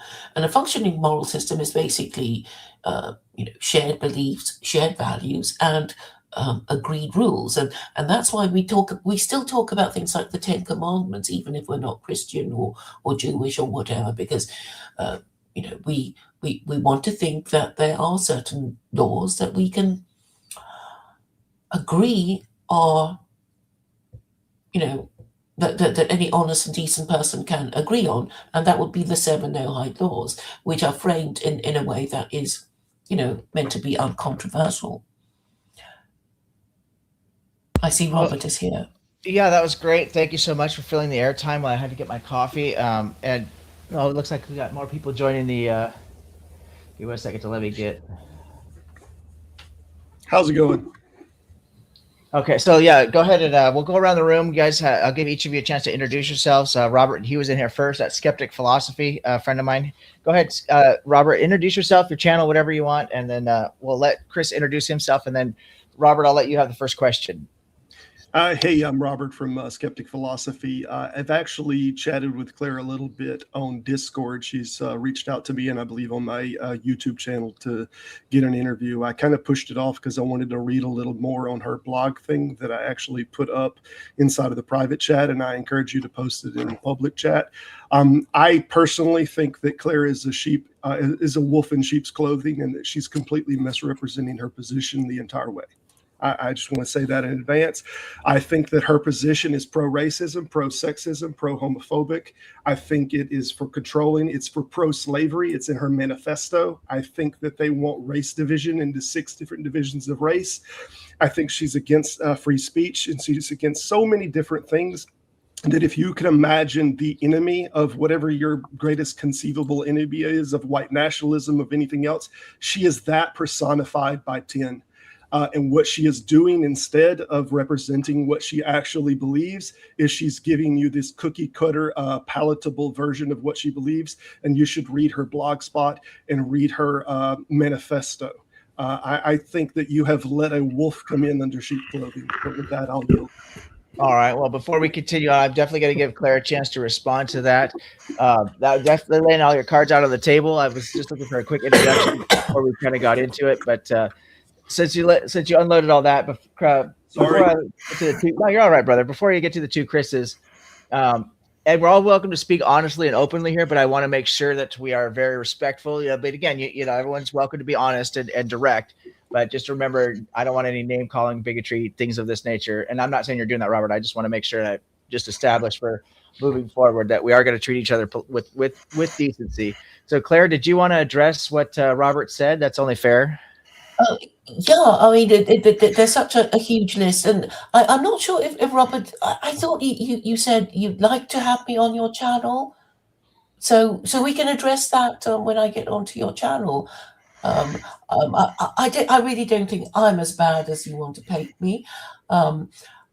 Obviously I have something to say to white nationalists, anti-Semites, and all those people, but I do uncompromisingly support the First Amendment, and I don't think how I can make that clearer. Well, I think that's fair, and I do think, yeah, some of that stuff maybe would be better addressed on Robert's channel, because none of that came up in this discussion, and I don't really. I mean, again, I don't know Claire personally. This is the first time I've had a chance to speak with her. We've had a very pleasant conversation. We have some fundamental disagreements, and I don't know about this blog spot or whatever it is you're talking about, Substack or whatever you mentioned there. I've not looked into it. I haven't read her book, so I have no idea. I'm not here to make any judgments either way. But maybe it would be better to get into some of that, unless you want to go item by item, because that was quite the list of I guess say accusations, but I don't know if they're what's behind it or not, because I'm ignorant of the situation. Right, I Let's would just like to mention the secularkoranism.blogspot.com. It's not my blogspot. It is actually my streaming partner, Vincent Bruno, who is actually gaily married. So together we came up with an AI-generated document center of how secular Koranism would work in a virtual America, with sitcoms, dramas, stories, pamphlets, and the like.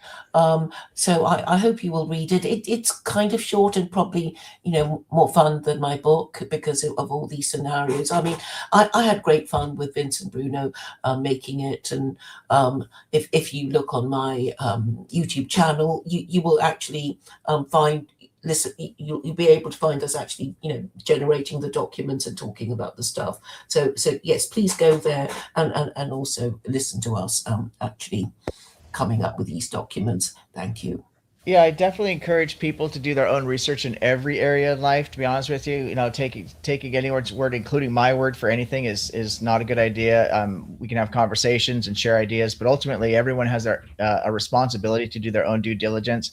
And I definitely do promote equality, as I've mentioned several times. So, gay marriage, I'm in complete support of, because of equality. I think if a man and a woman, consenting adults, a man and a woman are allowed to get married, there's absolutely no logical, justifiable reason, in my opinion, to prohibit any two or three or four, for that matter, consenting adults to get into whatever kind of relationship they want to get into, including marriage. So I do support gay marriage, and we do support that on this channel. But I also open up everybody's viewpoints. People are going to be different, so we'll discuss it. If somebody has a problem with that, I'm more than happy to defend my position on gay marriage.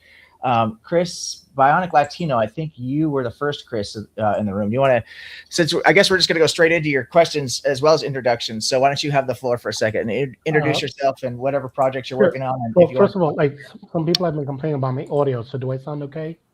It's a little quiet. Okay, so let me see if I could up that a little bit. I'll maybe have to lean in a little bit. Yeah, I don't know There what's you go. going on. We're fine. Okay, cool. So first and foremost, I'll just say I always take the position I joined this kind of like to see where the conversation goes, but I would just say, like, just from my default position is always to be skeptical or weary of an appeal to tradition, or an appeal to a dogma, or even an appeal to an ism, like as a broad stroke. So my position, a lot of my like ethical or moral, even social positions come from a place of evolution, like where society or where the collective takes it is, I think, where it should go, right? Short of mob rule, I feel like, I believe in the true, like when it's an actual marketplace of ideas, let the better idea amongst rational people rise to the top. So when you have something saying, well, I base my ethics on these 7 laws or these 6 rules or these 5 pillars, blah, blah, blah, I'm always going to kind of be a little skeptical of that. And it's not specifically to Claire or to anybody, but I'm always skeptical of that kind of, it has been written down and thus it must be manifested position. So yeah. Appreciate that. That was much shorter and much more concise. But I know. No, that's good. I agree actually with everything you said. There's Chris Moore. Did you have anything you wanted to go ahead and introduce yourself, and any opening thoughts you'd like, and then we'll just kind of work our way around the room, give everybody equal opportunity. Well, I go by Chris Moore. It's not exactly my real name, but anyway. But the reason why I kind of jumped in is basically it's just for all the, well, I can't really judge because I haven't read the blog or anything from Claire. The thing is that you're still importing old language from said religious textbook. And even if you say do not curse God, or no idols, or even no immorality, well, sexual immoral acts, you're kind of front loading what I'm saying is that you have to essentially every time define what you mean, because it's the language used essentially implies a lot of baggage history with those things, and you're just going to always end up in the back foot if you think that you have like progressive you know like progressive ideologies, or just to or just like that. But it's just like there's also the underlying fact that that just by using those words and not defining them, it's easy to bastardize the like those writings into another interpretation, and you can slip back into the regressive saying, like for example, like LGBTQ plus cannot exist, blah blah blah, or whatever rhetoric that's in the right, mega mind space, and you can basically just and that's the interpretation is, like I said, bastardized from your interpretation, and so on and so forth. So I don't know if I'm making any sense over No, here. absolutely. I think that, and I would levy this criticism on my 7 pillars of ethics as well, because it's when you try and encompass so much in 7 statements, you know what I mean? There, you leave a lot of room for interpretation there. So I have family relations, for example, and I explained it earlier in the chat when I was talking to Claire. I don't know if you caught that or not, what I mean by family relations, but this could be, people could completely interpret that to be opposite. It would come up with 2 opposite interpretations of the same statement. And I see this problem in the 7 Noahide laws as well when it comes to something like no immoral sexual acts. Like, what does that mean? Are we going to be banning, like I said before, gay marriage or something like that? Are we going to be criticizing trans people? Is that going to be considered an immoral sexual act somehow? Because I'm not in support of anything like that. But if we mean no immoral sexual acts, like don't do don't do bad things to children or women or anybody for that matter, then absolutely I could support something like that. But the vagueness does open up the door for problems, Chris. I absolutely agree with you 100%. So, yes, and that's why you have the US Supreme Court, and at some stage we kind of have to trust people, right? You have to trust the government to do its job, the justices of the Supreme Court to do their jobs properly, and of course you have to fight for the appointment of your kind of judge, and I know these things are fiercely fought over by every precedent. So Also, but then people say the price of liberty is eternal vigilance. You can't just nod off and fall asleep and not be watchful, because there will be people trying to subvert, whatever order you manage to impose. Also, just to point out, I'm not American. I'm Canadian. So, yeah, just to let you know. he's always bragging about that. Well, he doesn't want to be guilt by association with the rest of us Americans. That's what it is. I don't blame Well, you him might at all. soon be American with the way Trump is going. Over my Yeah. dead body, but that's just me. Well, let's go. Well, I wanted to be let's clear work our way though. around the room. Robert, you're up next. Go ahead. Yeah, I wanted to be clear.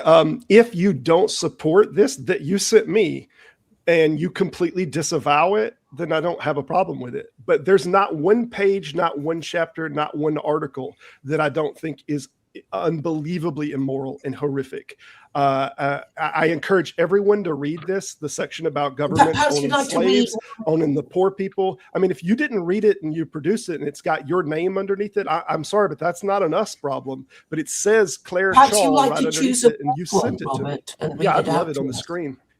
You don't have it on? Yes, I would love to pull it on the screen. That'd be great. Okay, well, I guess it's up to OE to let you do it. I think It's I've never usually actually. Yeah, you'll have to try and share it with me, Robert. Okay. It should be in the. The link of it is already in the private chat, so I guess you The can. link is in the private chat. Let me see if I could do share screen and see if it'll give me an option. That'd be the best way to do it. Now, before I Do put you know this how on to my do the share screen? I do, but before I put this on my screen here, because I do have my own audience to consider, what is it that I'm putting on screen here? It's her blogspot thing that is her. Well, it's not mine, it's Vincent's, just to be clear. But, you know. Okay, are you sharing your screen with me, Robert? I don't know how to share the screen. It's given me share screen, but it doesn't have to share which screen, and I have a lot of other things open. I was hoping to not share the whole thing, but let's see. Okay, here we go. There it is. Yep. All right. So is that what you're looking for? Sure. Right underneath the manifesto to start with. Just and there again, pick a section. It doesn't matter. They're all horrific. Well, let's keep it simple and linear, so it doesn't take all day with this. What they was so pick just out one under number two. Just under number 2, punishment of unmarried parents. 100 cane lashes for those who are unmarried family. Yeah. I mean, then let's do regular sexuality, state labor, section 4. I mean, just there's not a section that I don't find unhorrific. Well, we talked about I don't know when you tuned in. We actually had a conversation about the capital, the corporal punishment.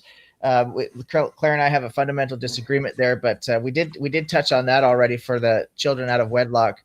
We actually spoke about that. So if anybody's curious about how that conversation went, they can, if they didn't catch it already, they could definitely rewatch this video. It was one of the first things we discussed. So let's pick one more item. Let's do one item at a time here, and we'll pick one item, and then we'll go on to Chris Moore and just not Chris Moore, but Bionic Latino. We're just going to keep working our way around the room. I don't want to focus the whole show on a battle between you and Claire. And I say battle, I'm not meaning you're not being inappropriate or whatever, but I want to keep the conversation flowing so everybody feels involved. So pick out one item here. I can't read that. It's so tiny the print is, but well, I don't know how to make it any bigger, but that's fine. You can read it. Government-owned slavery replaces welfare.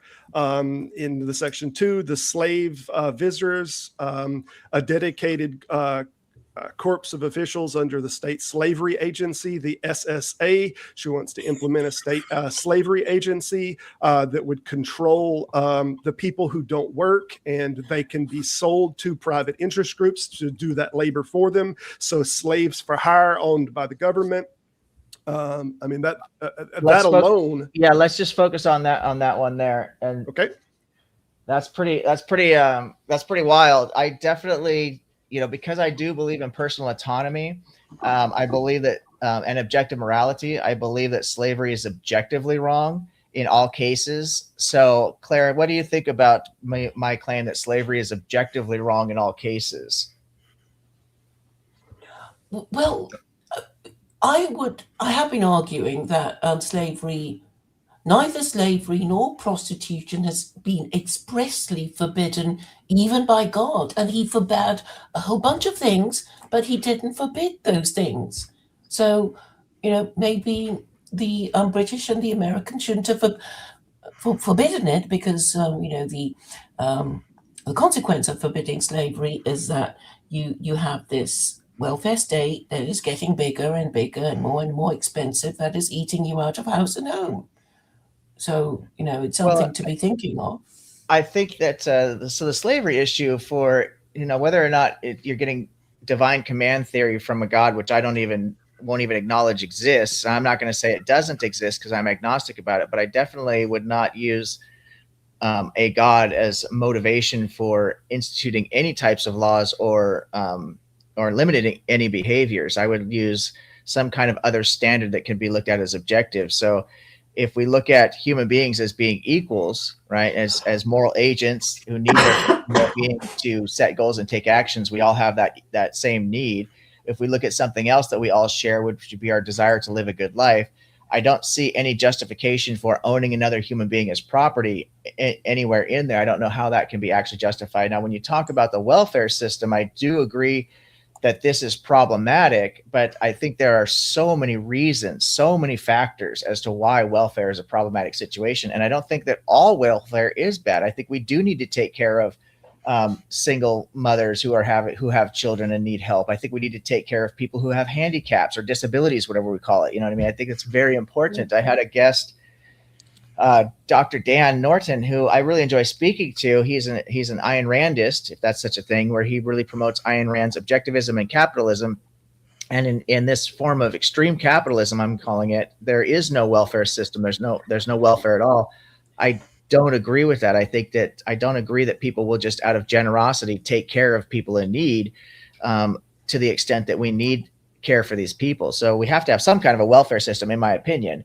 But I think there's a lot of factors that factor into why we have too many people on welfare. And I think the economic system is what needs to be looked at and reformed. I don't think going to slavery or this seems to be like a type of a wage slavery or debt slavery or something like that. And so it's still to me a form of slavery that's unjustifiable. Now, if a person wishes to enter into a labor contract with somebody, then that's not slavery. That's a contract between two people. Even if it is based on their debts. And I don't think there should be anything wrong with that. If a person using their own autonomy says, hey, I owe a creditor, I can't repay, so I would like to work for this creditor, basically serve this creditor, then that's a contract they're making. And that's not a type of a slavery where it's being forced on people. So I don't know if that would kind of be more of a middle ground to the solution you're looking for this welfare system. But just taking people and forcing them at government owned, that sounds at face value pretty atrocious. Now, I haven't read all the details of this, but yeah, I mean, my view is that actually we're already the slaves of our government. You know, they're just being nice and saying, oh, we can vote and they'll consult us, but actually they treat us like crap. They, you know, don't tell us stuff. They, you know, harm us by malign encouragement, and you know, we might as well be their slaves because, you know, at any moment they can just come and take our stuff and throw us in jail, and you know, nothing further will be heard from us again. And if you think of proscription as was practiced by the Romans, I mean, even the rich people were often victims of this kind of treatment when after the when the Roman government had to, you know, pay the pensions of the veterans, and they didn't have enough land, so they just took the land of the rich people to give to the veterans, because otherwise the veterans would, you know, overthrow the government. So, you know, I think, you know, at the end of the day, we don't really have any rights. The best we can do is say, well, our governments don't give us that many rights. And if going by the Quran, we seem to have better rights than what we get under our current government, then why not read the book and actually make an honest comparison? Because But then again, you're just doing a appeal to authority, because yes, I mean, I have to appeal to something. well, you're just kind of like, Well, what I'm saying is that like you're like I'm in a well, what Dan, well, sorry, objective ethics would say a hard atheist. I'm actually an anti-theist. I don't care what the Quran says. I don't care what the Bible says. I don't care what the Torah says. You know? So it's like you will not make me abide by those rules simply because you think that it's the best way to do it. Well, your government might, if it Yeah, agrees but with me. if you don't mind me saying, of all the approaches you could take to poverty, everything from the political to the economic to maybe looking at the relationships between our corporate entities and our government entities, maybe looking at the way we structure our voting systems to give more power to certain communities. Of all the possible conversations we could be having to improve conditions, you jump to slavery. You know what I mean? Based Yeah, on that, well, you might as well. that's another thing too. You know But what I mean? the thing that I see here, I'm sorry to interrupt, but I see the problems. I acknowledge what you're saying, Claire, that there are problems with the government. I agree with you 100%. It's tremendously problematic. What I don't understand is why take one broken system, which we look throughout history, and if we believe in, human decency, we can see what religions have led to, what theocracies have led to, the terrible violence, burning people at the stake, conversions by the sword, forced conversions, all this other stuff that we see comes from religion. And this is what religion has promoted for thousands of years. So we can certainly see how broken that is. And I agree with the current system. It definitely needs to be revamped, right? But replacing one broken system with another broken system, especially one that we have so much evidence for of how broken it is, to me seems completely dysfunctional. Shouldn't we come up with a new system altogether, as opposed to just retrudging over an old, already historically evidenced broken system? That's what I'm confused about. Well, the thing is, whose system? Because everybody will say, well, who are you to tell us what to do? It's just your idea. It hasn't been tried, has it? But if I say, oh, the Quran, Sharia, 1400 years of Islamic history, they're still around to annoy us. And the Jews, they might, kind of agree with them about Islam being Noahide, then you've got something there. Right. Well, I agree. But a lot of that is based on, if you look at the history, that why we're in a position that we don't agree. The world is not in agreement with the Quran or the Hebrew Bible or Christianity because there's been a lot of truth exposed to it that's unique to these religions. It's been through force.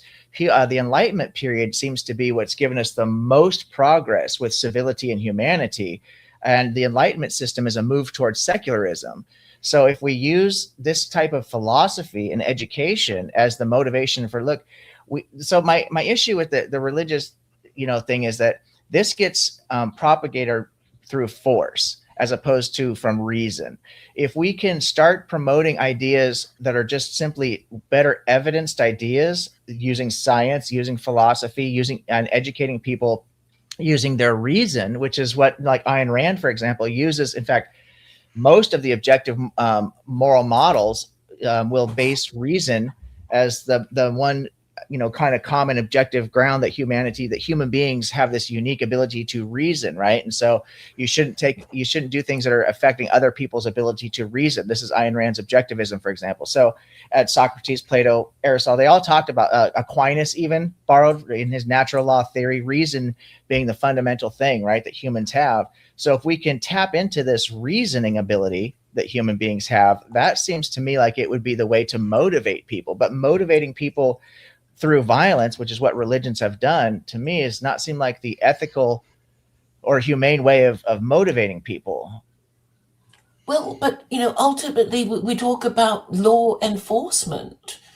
And, if people won't accept your arguments, I guess the next stage is violence. That's always, but then that's why it's so important that people, are made to see reason and will concede when they've lost the argument, instead of saying, you and whose army are going to do it, or make me do it, So yes, I think, philosophy is important, and we need to be able to resolve our differences in a civilized way without resorting to violence. And I'm saying, I have based my, if it was just something made up by me and maybe a few people agree, it's still not enough to get people to take it seriously, because ultimately people are going to say, well, who agrees with you? And ultimately it's religious groups who are the, most ancient and powerful and biggest groups of all, because they outlive empires.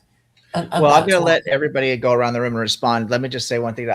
When you say made up by me, religions are made up by people as well. It's all made up by people. I think the thing that makes religion so compelling is when it taps into people's fear of death. It gives them hope for a way out of death. It also taps into people's fear of accountability. So there are some emotional and psychological things that religion appeals to. But when it comes to the morals, that don't steal, don't murder, reciprocity, all these things are laid out in secularism. These are actually secular ideas before we even knew what secularism really was, parsed out against religion. So I think all this religious structure that you're talking about that has so much gravity when you're calling it God. This is actually man-made, in my opinion. Not to say that I don't think one way or the other that God may or may not exist. As an agnostic, I have no idea. Maybe there is a God out there, but the religions that we have are reflections of secular ideas that get written down and codified, and then you have cultures that isolate the different ideas, and this is their in-group, and one is stronger than the rest of the cultures around them, and so they, through violence, spread this religious idea. But the ethics behind it, I don't think is actually dictated by any God per se. I don't see a need for that. But that's my own. I've been talking a lot. So Robert, I'll work my way around the room to everybody. What do you have to say about it, Robert? I mean, I just kind of wanted to point out that there was this thing going on. Hopefully, I wish it was larger print. I wish y'all were able to see more of this. I encourage everyone to read through the manifesto, to read through all of this, by all means. I think a lot of it is the way in which you, Claire, were raised and the things that you're taught. I don't believe you're being honest about agnosticism. I'll be very honest with you, straightforward on that. I think that you are pro theocracy under some other name. You don't want to call it Sharia law, but it's what it is. And there's no softening of it. And what's so strange to me is that it's as if you think that we're against the God character, so therefore we would swallow it if we didn't have the God character. But it was never the God character that we were against. It was all of the immoral things that the God character was trying to represent. So what you seem to have is all of the baggage and all of the things that we just outright reject in the theocracy. And on top of that, you wouldn't even have the good thing that you get to go to heaven or a God. So this is like accepting that there is a hell, we're living in it, and there's no heaven. This is the worst possible outcome for me. I mean, when you read the propaganda section about propaganda in schools, the state-controlled propaganda, the supreme leader of all of it, the stations, the individual races, how the individual races would have a trained person to select. Well, you go in this race, you go in that race. You would have different school systems, it looks like, that you would have for people that are unrepented and having a child. So a child that is birthed by someone that wasn't in wedlock, they would have to go to a different school. These things are just untenable to American ideals of freedom and equality. Well, I am ultimately questioning the efficacy of liberalism, because it's saying we can be free, but we can still be fair and equal, and it's all a contradiction in terms. Because if we're free, then we're going to not be fair to people, because if we're free to break a whole bunch of rules, we will eventually find ourselves back in the law of the jungle. And as for equality, it wouldn't work in the army, because if you try to, get an army that is egalitarian, well, nobody would take any orders, and you'll have a situation of there being, too many chiefs and not enough Indians, I believe the expression is. So ultimately, there has to be some kind of hierarchical structure, and I know people don't like the sound of it, but I just don't see how else it's going to work, because otherwise people will just say, "Who are you to tell me what to do? I'm not going to do it," and it'll be permanent deadlock, and no problem will ever get solved. I think, if you don't mind me jumping in, it's ironic that you're talking about the military, because America has a voluntary army. Yes, part of the reason why we have a hierarchy and we have ranks and we have roles is because that's just how organizations work. But at the end of the day, it's our participation in it. Now, if you impose that, then all of a sudden you're taking away the autonomy of the individual. So again, that's just like I'm not forcing people to get married or whatever. You just understand. But the social structure you're creating, you're penalizing those who don't. Yes, I have to admit that. You lower the status of people who don't do the ideal. I'm sorry, but how else do you incentivize people to, become and remain responsible married parents? Because otherwise, men will just pump and dump women and leave them all, pumped and dumped, and bringing up their, illegitimate offspring in a home that will not be, that conducive to education and training. I think And this will I'm lead trying to to, be charitable here. rising crime and chaos. I think you have this underlying cynicism that that fatherless homes or single family households are a choice in some way. Yes, in some cases there are, but a lot of times those are a Well, they weren't result raped. of They weren't extenuating. all raped, were they? No, I'm not saying they're raped. What I'm trying to say, these homes where the parents are no longer together, there's a lot of circumstances that lead to them. Some of them are economic, some of them are sociological. Some of them are women who say, "I don't need." I a man I slept with that doesn't mean that's not the first I want to be with to raise my kid with. Sometimes it's the choice of the So, woman. so, Sometimes so it's the the, rules need to be clearer, so. so But that men and women understand what the sex thing is about. It's for legitimate children. If you don't want legitimate children, fine. But But and again, sorry for like pulling out my personal card, but then by that logic, I should be euthanized because I have a cerebral palsy and I'm not allowed to have sex or have romance because I am essentially by the society inept in well, some if you way. can find a woman, but I mean, prostitution will be legal under secular Koranism in licensed brothels in red light districts. So, everyone in theory can find pleasure and sex. You guys, True, I got but calls. I've got an employee who is sick, and I unfortunately I don't know if I'm going to get her shift covered. I may have to go into the restaurant and do this myself. Fuck. well, Uh, okay, let me. God damn it. Let me give. Okay, shit. Let and me give listen, you guys a chance to go around the room and have a final thought. Claire, I'll give you the last word. So I'm so sorry to do this to you guys. I've actually been enjoying this back and forth. It's been very interesting. A lot of this I was completely unaware of, but it is interesting to hear the different sides. So let me start with Robert. You were here first, so feel free to have a final word. Talk about your YouTube channel, whatever it is that you're into. If you want to talk about this or whatever else, I'll give you the floor for a few minutes here. Try to keep it somewhat concise because I do have to jump in the shower here and actually go to work. Oh, you're muted, brother. You're muted.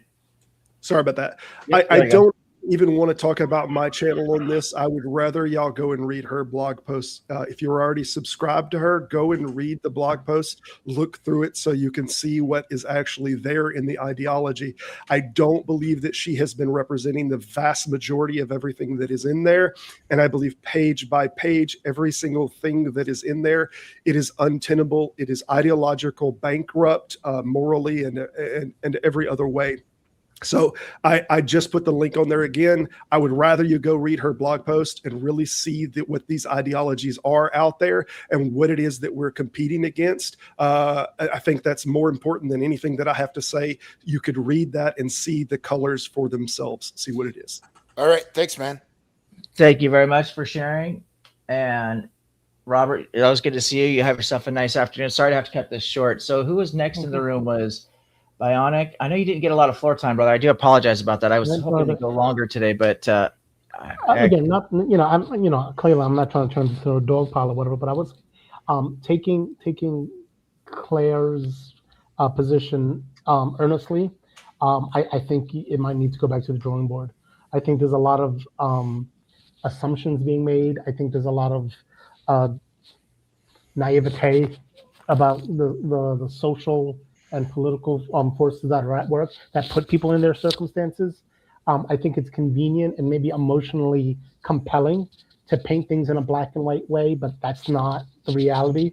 So I would say nice try, but I think it definitely needs to go back in the oven because it's not done cooking. So I'll leave it like that. not done cooking. I like the way you said that. Bionic, it's always good to have you join, brother. I've missed you. I know that Sundays probably aren't as good a days as Saturdays were for you, but I also want to tell you that you left a great comment that I would really wanted to chat with you about, I know you work as a nurse And I had, as you know, I had some really serious medical problems for 2 years. I was in the hospital for, oh God, I don't even know, months, 7 months total, 6 months total out of that time. And so I was around a lot of nurses, and my wife works in the medical system. So I have such a great appreciation and respect for yourself for being in that industry.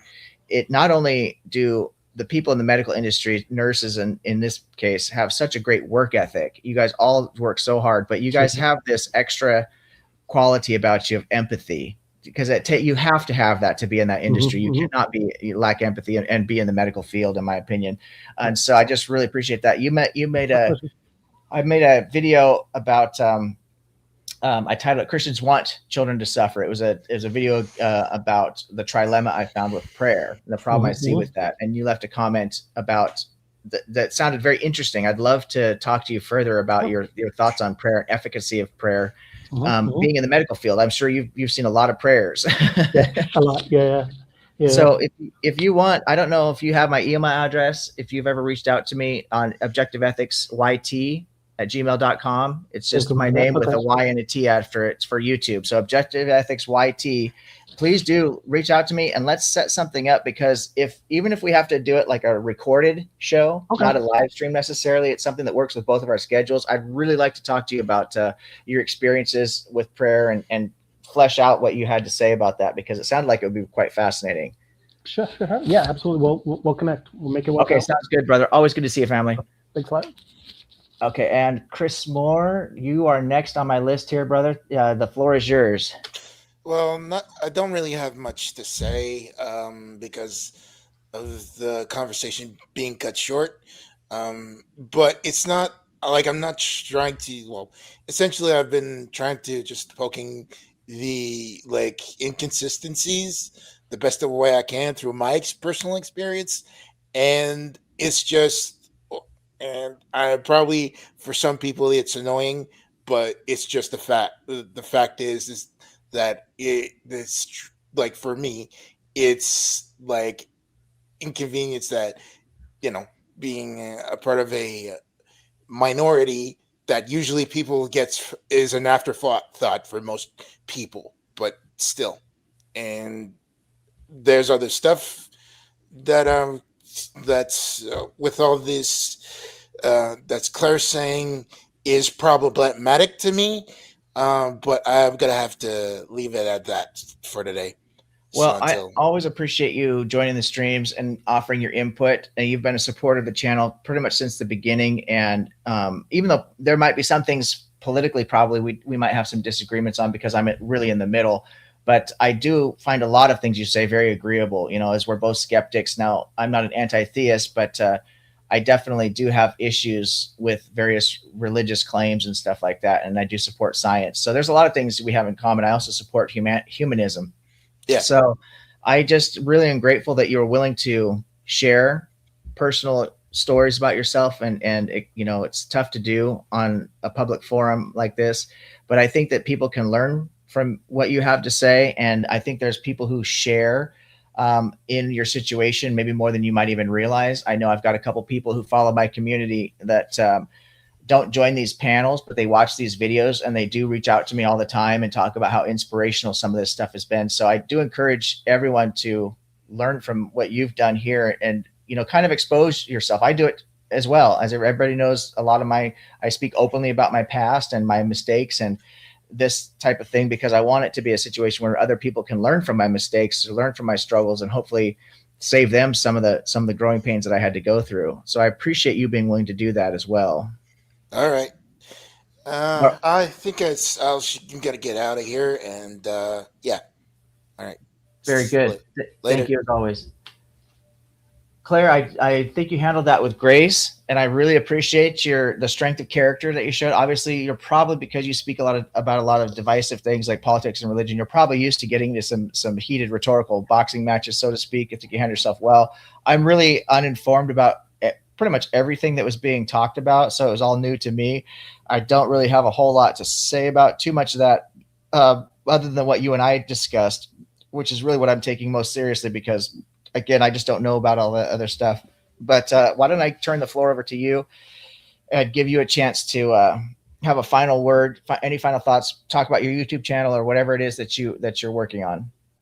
Yes, thank you for having me, OE. I'm grateful to Robert for highlighting the Secular Koranism.blogspot.com. That is actually the blog of my streaming partner, Vincent Bruno, who is gay. I really don't want people to think that I am homophobic or anything like that. I'm just saying the hard job of producing the next generation is being um, um, but sustained by heterosexual people who have chosen to become parents and support their family out of tax income. It's obviously the harder job, so they should be privileged over non-parents, and for all the usual reasons of you need to incentivize people to do the right thing, and that's my way of doing that, and then it would solve all your labor problems and people not being happy with the government once people think that it makes sense, even though they don't want to do it. Marriage is a sacrifice. Becoming a responsible married parent when you're bored and irritated with your spouse is a sacrifice, and we should acknowledge what people of previous generations, our ancestors, have done. They didn't have the sexual liberation that we now enjoy and refuse to give up. And I'm saying, if you want a society where there is moral order and a sense of progress and continuity, we need some kind of family unit that is stable and supported by the government in order to make us all enjoy better mental health and have hope for the future. So I will finish there. Thank you, everyone. I do hope you will go and look at the blog of my streaming partner, Vincent Bruno, and it was his idea, and I think because we disagree so much, we have been able to come up with this blog that Robert finds so shocking and appalling. But I hope you will find something in it that makes you laugh, maybe. Thank you, OE, for having me. Thank you very much for coming. So there was a lot to unpack there. My conversation with Claire was quite fascinating.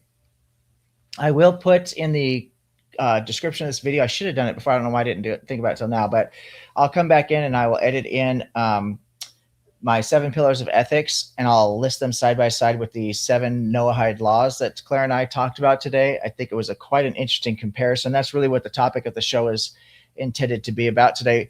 I'm not sure what was brought up at the end there. It seems like maybe, I'm not sure. I haven't read the blog spot. So Robert had a particular interpretation of some of the things that were written on there. I have not read it myself, so I cannot speak knowingly about it. I can talk about the conversation that I had with Claire today. We do have some fundamental disagreements. I don't think that that religion really provides us any real solutions to running a society. I think that historically we can look at that and see how actually dysfunctional it's been. I think the evidence is that the reason these religions are so powerful worldwide is because of a lot of misinformation that's been used to promote the religions. And I think that a lot of violence has been used to enforce this misinformation. And to me, that seems like the completely dysfunctional. We want to get away from that, not go towards that. I think we should look at religion in the same way that we look at all other fiction and enjoy it for what it is. Fantastic story writing, some really fun stories, some wisdom literature. So there's some great poetry, so there's a lot to what the religion can offer in that regard. I think that we should look at how the religion has affected societies and the growth of societies. One of the things I studied in college is ancient history when I was at seminary, and we don't have any real evidence consistently of any actual society or even pre-social structures that are absent of some religious, quote unquote, type of beliefs. And so this obviously, religious beliefs tap into some fundamental need that human beings seem to have. It asks these great questions, where did we come from? What are we doing here? And where are we going? Right. And so if we could find better answers through philosophy and science, I think we should promote those fields and that type of thinking. Humanism, the equality of people. Every single one of us on this planet wants to live a good life. It's nonsensical and self-refuting to say that people don't actually want to live a good life. The problem is that people are confused as to how to attain this good life. I don't think religions are going to get us there. I don't think politics are going to get us there. I think it comes down to the individual responsibility to understand that self-respect is the fundamental need that we all have in order to attain this good life. And if you do not respect other people, you cannot have self-respect. I've said this 1,000 times. I'll say it 1,000 more times. Please do like the video, subscribe. I've got a very interesting conversation that's going to be a recorded show, so it won't be a live one that we're going to do sometime this week with the gentleman's name. He goes by Yerf Dogs, and he is a former anti-natalist. And so that show is going to get pretty interesting. We'll record it. I'll probably post it maybe next week. Next Sunday's show, I'm trying to think. I'm losing track of my dates here. Do I have a guess? So next Sunday's show, I think is going to be the first Sunday of the month, if I've got my calendar straight in my head. And that is the first Sunday of every month. We do the Failed Prophecy series with Johnny B. Next month, the following week after that, on the 8th, I'll be having part 2 of the free will discussion. I'm having an informal debate with a Christian, a friend of mine, A's Philosophy, who believes in libertarian free will, and I do not. So we've been having a debate. You can watch the first episode of that. It's on my channel under the live tab. We'll be having part 2 of that discussion on the 8th, and we'll be talking about how ethics and morality factor into determinism versus free will. The following Sunday, on the 15th, I have a really big show planned. There's a gentleman who's coming on that I'm really excited about having, Tristan Gabriel. He runs the 21st Century Minds channel. And he is an agnostic, former Christian. He actually has a degree from seminary.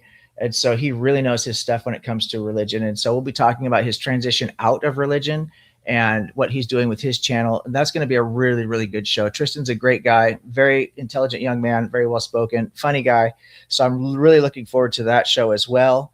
And then I have another guest that I'm trying to set something up with. Austin Sims and I are trying to set something up talking about evolution. We may get that done next month. So my calendar is getting pretty full. There's quite a few shows already scheduled to be on the plate. And so please do stay tuned for more content. If you want to be a guest on the show, if you have something in particular you'd like to discuss, please reach out to me. It's Objective Ethics YT for YouTube. So objectivethicsYT@gmail.com. You can find that in the description of my channel. And no topic is really off the table. The only thing that I expect is we're all going to be respectful to each other as we share ideas. Push back against each other's ideas is perfectly fine. Things can get a little heated, as you saw tonight, but ultimately I think people handle themselves with civility for the most part. So I want to maintain that, because I'm trying to get people to come together who have different ideas to show the world that we can have civil disagreements and we can still treat each other like human beings in the process. And so that's what I'm trying to encourage. If you believe in that, please do like the video, subscribe to my channel, and I appreciate you guys stopping by today. I apologize that I had to cut it short for work, but it is what it is. That's what being the boss, that's the price you pay.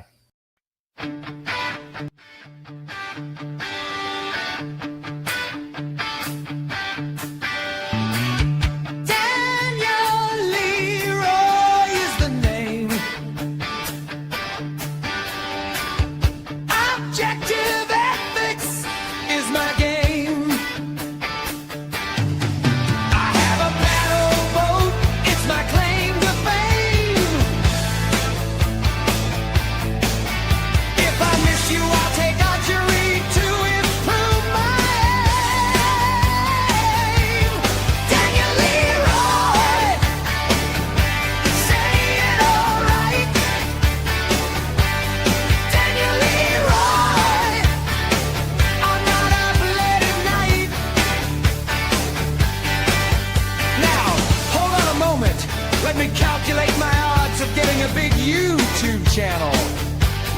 3.30 through repeating, of course. That's better than I've done before. Deacon Brennan, what do you do? Angela D.